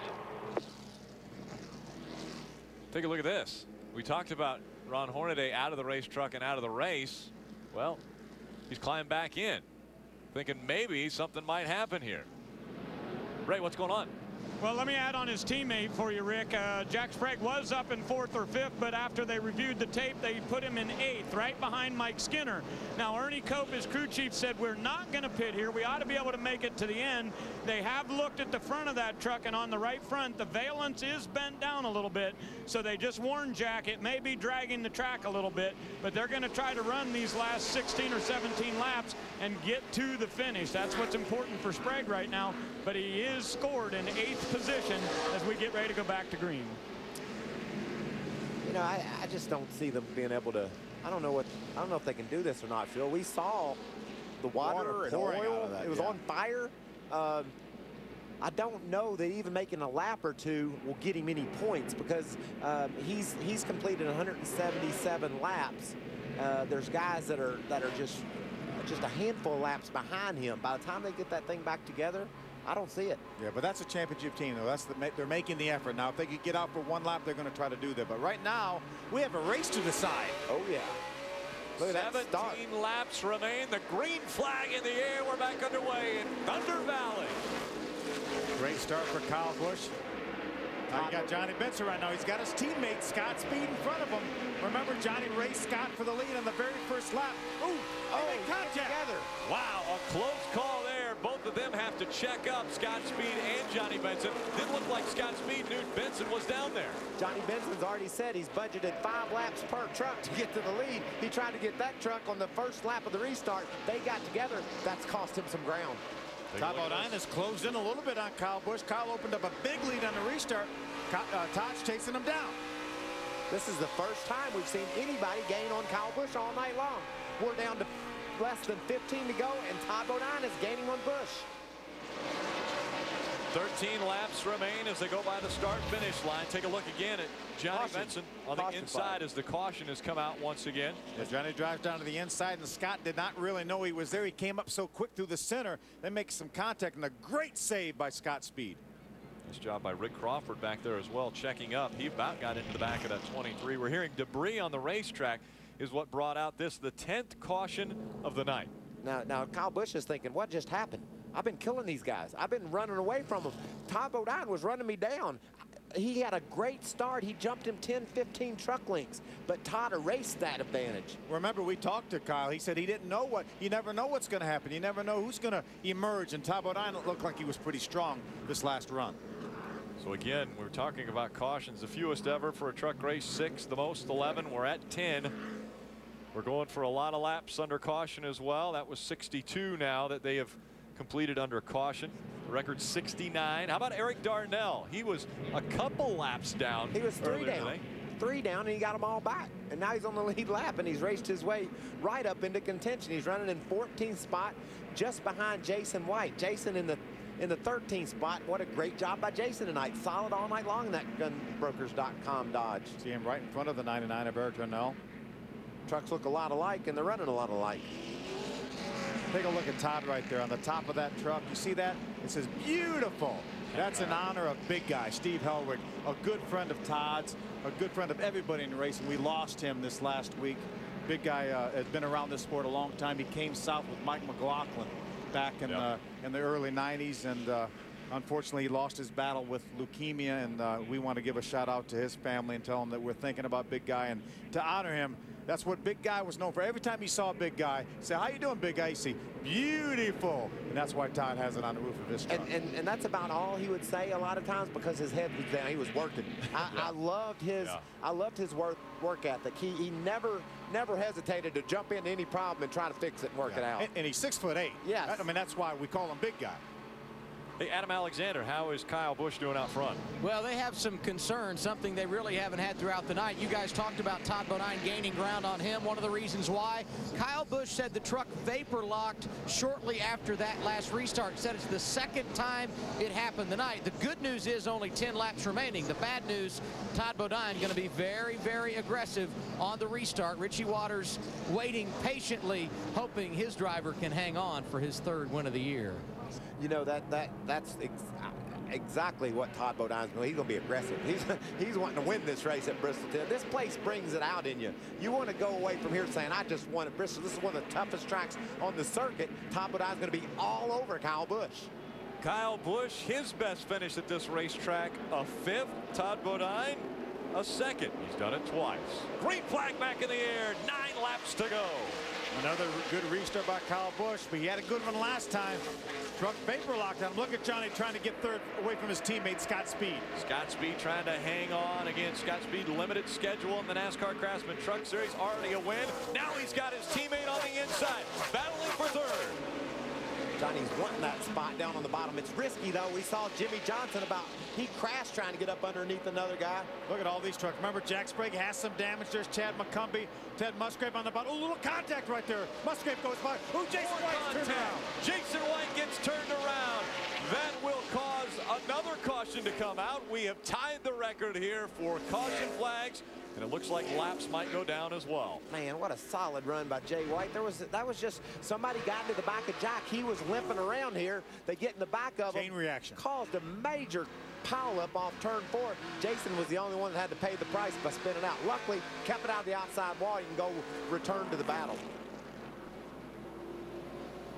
What a tough situation for quite a few drivers here tonight. Colin Brown was also involved in it. I don't think there was any more contact. You couldn't do much more damage to that Conway Ford. That's not beautiful. That's a modified vehicle. Check this log jam out. It all happened with a little contact from Ted to Jack, and the guy that paid the price was about 5 or 6 trucks back. Yeah, very little damage, though, to that 08 Gunbroker's truck, so he ought to be able to get back in this thing. There are only 18 trucks right now on the lead lap. There's another view. You see, Eric Donnell was going to duck to the inside to get by Chad McCumbee. Jason had already stuck his nose up in there. Just a little bit of contact, enough to turn him around. And already, because we are so short on laps, they're going to let them know one more time around. We're going to get the green flag. There'll be 4 laps of racing remaining when they get the green flag. That is a shootout, and we've got Kyle Busch, who's had some pretty good restarts. Can Todd Bodine battle him on this final restart? Yeah, Todd's going to need to get a better jump than he has the last 2. He erased about half of the deficit that he gave away on the restart 2 times ago that time. Now, if he can get all the deficit gone and go down into turn 1 right on Kyle Busch's bumper, we could see an exciting finish. Hey, we've got 4 laps to go when they restart this race. That's 1 minute. That's 60 seconds. 60 seconds. Well, you can hold your breath if you'd like for 60 seconds. We'll try to talk you through it. Kyle Busch coming out of turn number 4. The green flag will fly. It is 4 laps of racing to go. Good start by Todd Bodine. Kyle gets a truck length out on him, but that's it. Todd trying to stick right on that back bumper now. 2-3 truck lengths separate the 2. Johnny's trying to figure out a way to get by his teammate for the 3rd spot. Saw Skinner on the outside battling. I like the job that Mike Skinner's done tonight, and his team, man. He did not like his truck at all in practice. He's battling for that 6th spot. Threw Eric Donnell's around. Slow on the racetrack. He gets spun around, and the caution comes out once again.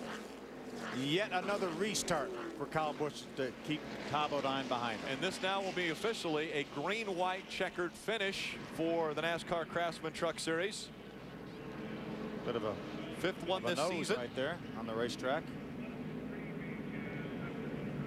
See the debris on the track. Again, a difficult situation for Eric Darnell. He gets turned around. The caution once again. That's 12 on the evening. That is a new record. That is a new record, and we're about to tie the record for caution laps. 69 was the record coming in. Richie Waters said was going to be one attempt at a green-white checker. Explaining how this will end. They will have 1 chance to go 2 laps. Man, just got away from him there. We've seen that a lot tonight. Really we talked about the tires are softer this time, but yet trucks are jumping out from underneath guys. Saw it earlier with Jimmy Johnson. Nice job by Brendan Gaughan avoiding that incident. That was a battle for the 12th, 13th spot. Yeah, all the way back there.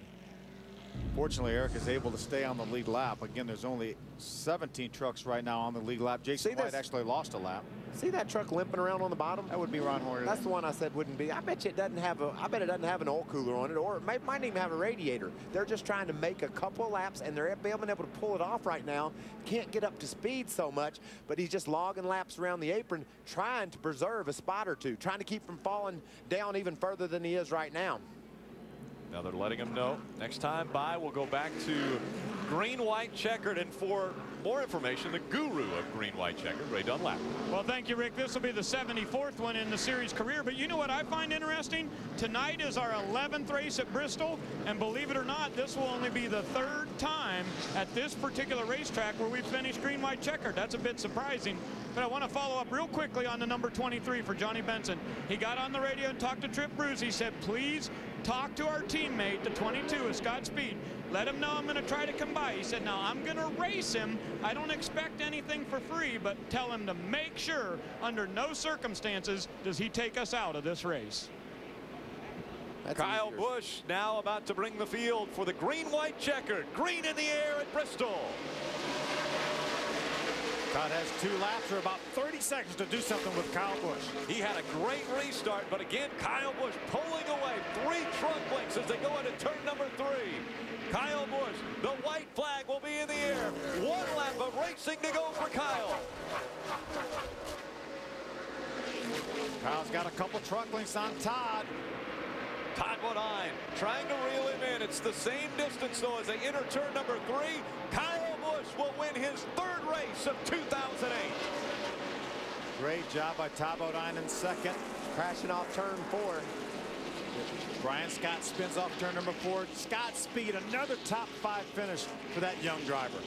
Johnny Benson not able to get by his teammate. It looked as though they raced very clean. Scott Speed comes home in 3rd. Great job by Kyle Busch, Richie Waters, and that team. They had their strategy. They got their tires early, Michael, and it worked for them. And they dominated. They by far had the fastest truck. Only one time in the 200-lap race did it look like somebody was better than Kyle, and that was with about 10 to go when Todd Bodine began closing on him. Let's hear from the winning crew chief. He's with Adam Alexander. They came down pit road at lap 42, Rick. They never wavered on the strategy. And Richie Waters, you guys are celebrating a victory again. Congratulations. Thank you very much. It's been a long time since we won again, and I got to take my hat off to Billy Blue keeping this truck going every day, and Toyota and Mikazuki and James Finch for helping us out with this deal. It's unbelievable, and then to have Rowdy Busch drive this thing is the greatest thing in the world. And I want to say hi to my wife and my daughter at home tonight. And, it's been a long week again, and we'll see you tonight.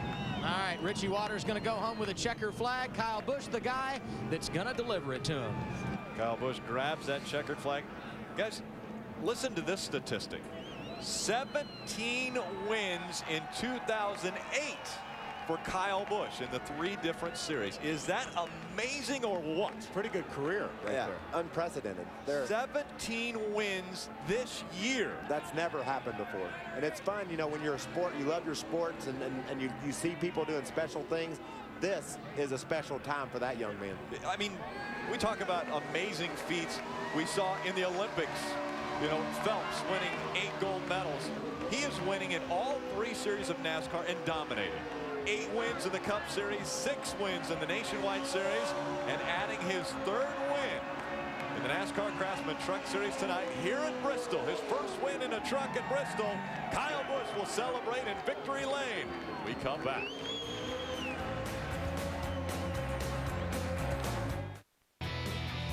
Welcome back. The O'Reilly 200 presented on Speed by Camping World RV Sales just concluded. The elevated victory lane is all lit up right now. And Adam Alexander's down there with our victor.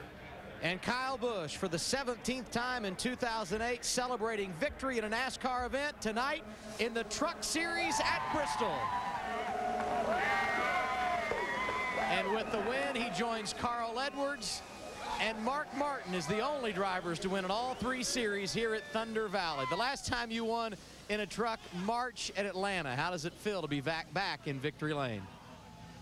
I got some in my eye. Feels pretty good. You know, this is definitely, you know, a great race team. A lot of fun with Billy Blue and Richie and all these guys. And so we just had a great race tonight, you know. I mean, this thing was pretty good. And when we unloaded it, same stuff as last year. And just kind of fine-tuned on it a little bit. And, you know, we got into it a little bit with Johnny there. Sorry about that. But I didn't even see him coming down there. I got my nose in there, and he was trying to miss a lap truck, I guess. But overall, just to stay up front all night and keep our nose clean, bring this Mikazuki Resorts and NOS Energy Drink Toyota to victory lane was pretty awesome. A number of cautions with restarts late and then the vapor locking problem. How concerned were you? Very concerned. It happened on every single one of them. That one, luckily, I got a good jump, and they caught back up to me going down a backstretch, and everything I had was lost. But then it did it again on the next restart, getting into turn 3, so it didn't hurt as bad. And then the last restart, it did it coming off of 4, coming to the white. So, I mean, I was pretty worried about there at every time, just not knowing when it was going to do it or what it was going to do and how long it was going to do it for. So fortunately we were able to make it there, and you know, I kept trying to rev it up through the cautions to keep the cycle of fuel going and keep fresh fuel coming up there, so it didn't have time to sit and get hot. But it helped a little bit, but not a whole lot. But still got to thank TRD, all the guys in the engine shop, everybody at Joe Gibbs for letting me do this, and Joe Gibbs Racing Oil and all the fine folks there. The amazing season continues for Kyle Rowdy Busch. He has won tonight at Bristol. Ray? Adam, a very good night for Todd Bodine, and I think we could categorize that race as a beautiful finish. How about it? Yeah, I really wanted to win this one for Big Guy. You know, there's once in a lifetime a person will come into your life like Big Guy and affect it the way he affected all his friends with his love and his laughter of life and his friends. And we wanted to go out and get a beautiful win for him, and came up a little short. The Lumber Liquidators truck Thunder was really good. Just didn't quite roll the center as good as Kyle. And, you know, Bristol, you got to roll the center to be able to get down the straightaways. But we had a great run. You can't complain. Everybody at Jermaine Racing did a great job. And, you know, we've struggled the last month and a half. Trucks run really well, and we've gotten some wrecks that weren't our fault. And last week we finally got a third at Nashville, a second tonight at Bristol. Hopefully we got this Jermaine Race team turned around, going the right direction. We got a great group, and it's not for lack of effort by any means. And hopefully this Lumber Liquidators Tundra will be in victory lane next time. Well, we wish you good luck, and of course we're talking about big guy. His real name was Steve Hillwig. We lost him a week ago, but a beautiful finish for Todd Bodine. Adam? And a great night for Billy Blue Motorsports. We already heard from the winner of the race, Kyle Busch, teammate David Stremme. Ninth, your best ever run in a truck. Talk about the finish tonight. Well, one of the things with the Billy Blue Motorsports number 15 Argon Toyota was for me to come in and try to help the team and evaluate it. And we didn't have a very good truck at all from unloading to qualifying. We drug a lot qualifying, qualified 30th, but come to top 10. Pretty happy with that. It's a very short race, but really proud of all those guys. You know, they worked and got the truck better, and that's what we need to do. So they still got some work, but Kyle was hooked up. He did a really good job, so I just come up and congratulate them. And they had a lot of fun, though, tonight. 24th tonight for David Stremme tonight here at Bristol. And again, victory lane celebration continuing for Kyle Busch. There was 3 different trucks that were out in front tonight. Jimmy Johnson was one of them. He led 29 laps. We hope this doesn't spoil Jimmy Johnson's idea of the truck series. He's welcome back at any time. Again, him running for Randy Moss Motorsports here. The O'Reilly 200 presented on Speed by Camping World RV Sales. We'll be right back with more. The NASCAR Craftsman Truck Series is presented on Speed by Camping World RV Sales. Everyday low prices guaranteed. Brought to you in part by Toyota, moving forward. And by new Touch-Up Gray that lets you keep some gray hair. Touch-Up Gray for the generation that swore it would never get old. Another trophy for the trophy case of Kyle Busch. Another big one. This time winning at Bristol Motor Speedway, and Adam actually touched on the fact he joins Carl Edwards and Mark Martin as the only drivers to win in all 3 series here at Bristol Motor Speedway, and the 3rd win of the season for him in this truck series. Now let's see how Kyle Busch and his Miccosukee Toyota team had the winning touch in today's race. He's actually orchestrating the crowd to find out which section cheered the loudest. That was his winning touch. Move of the race for Kyle Busch, and then grabbing the checkered flag.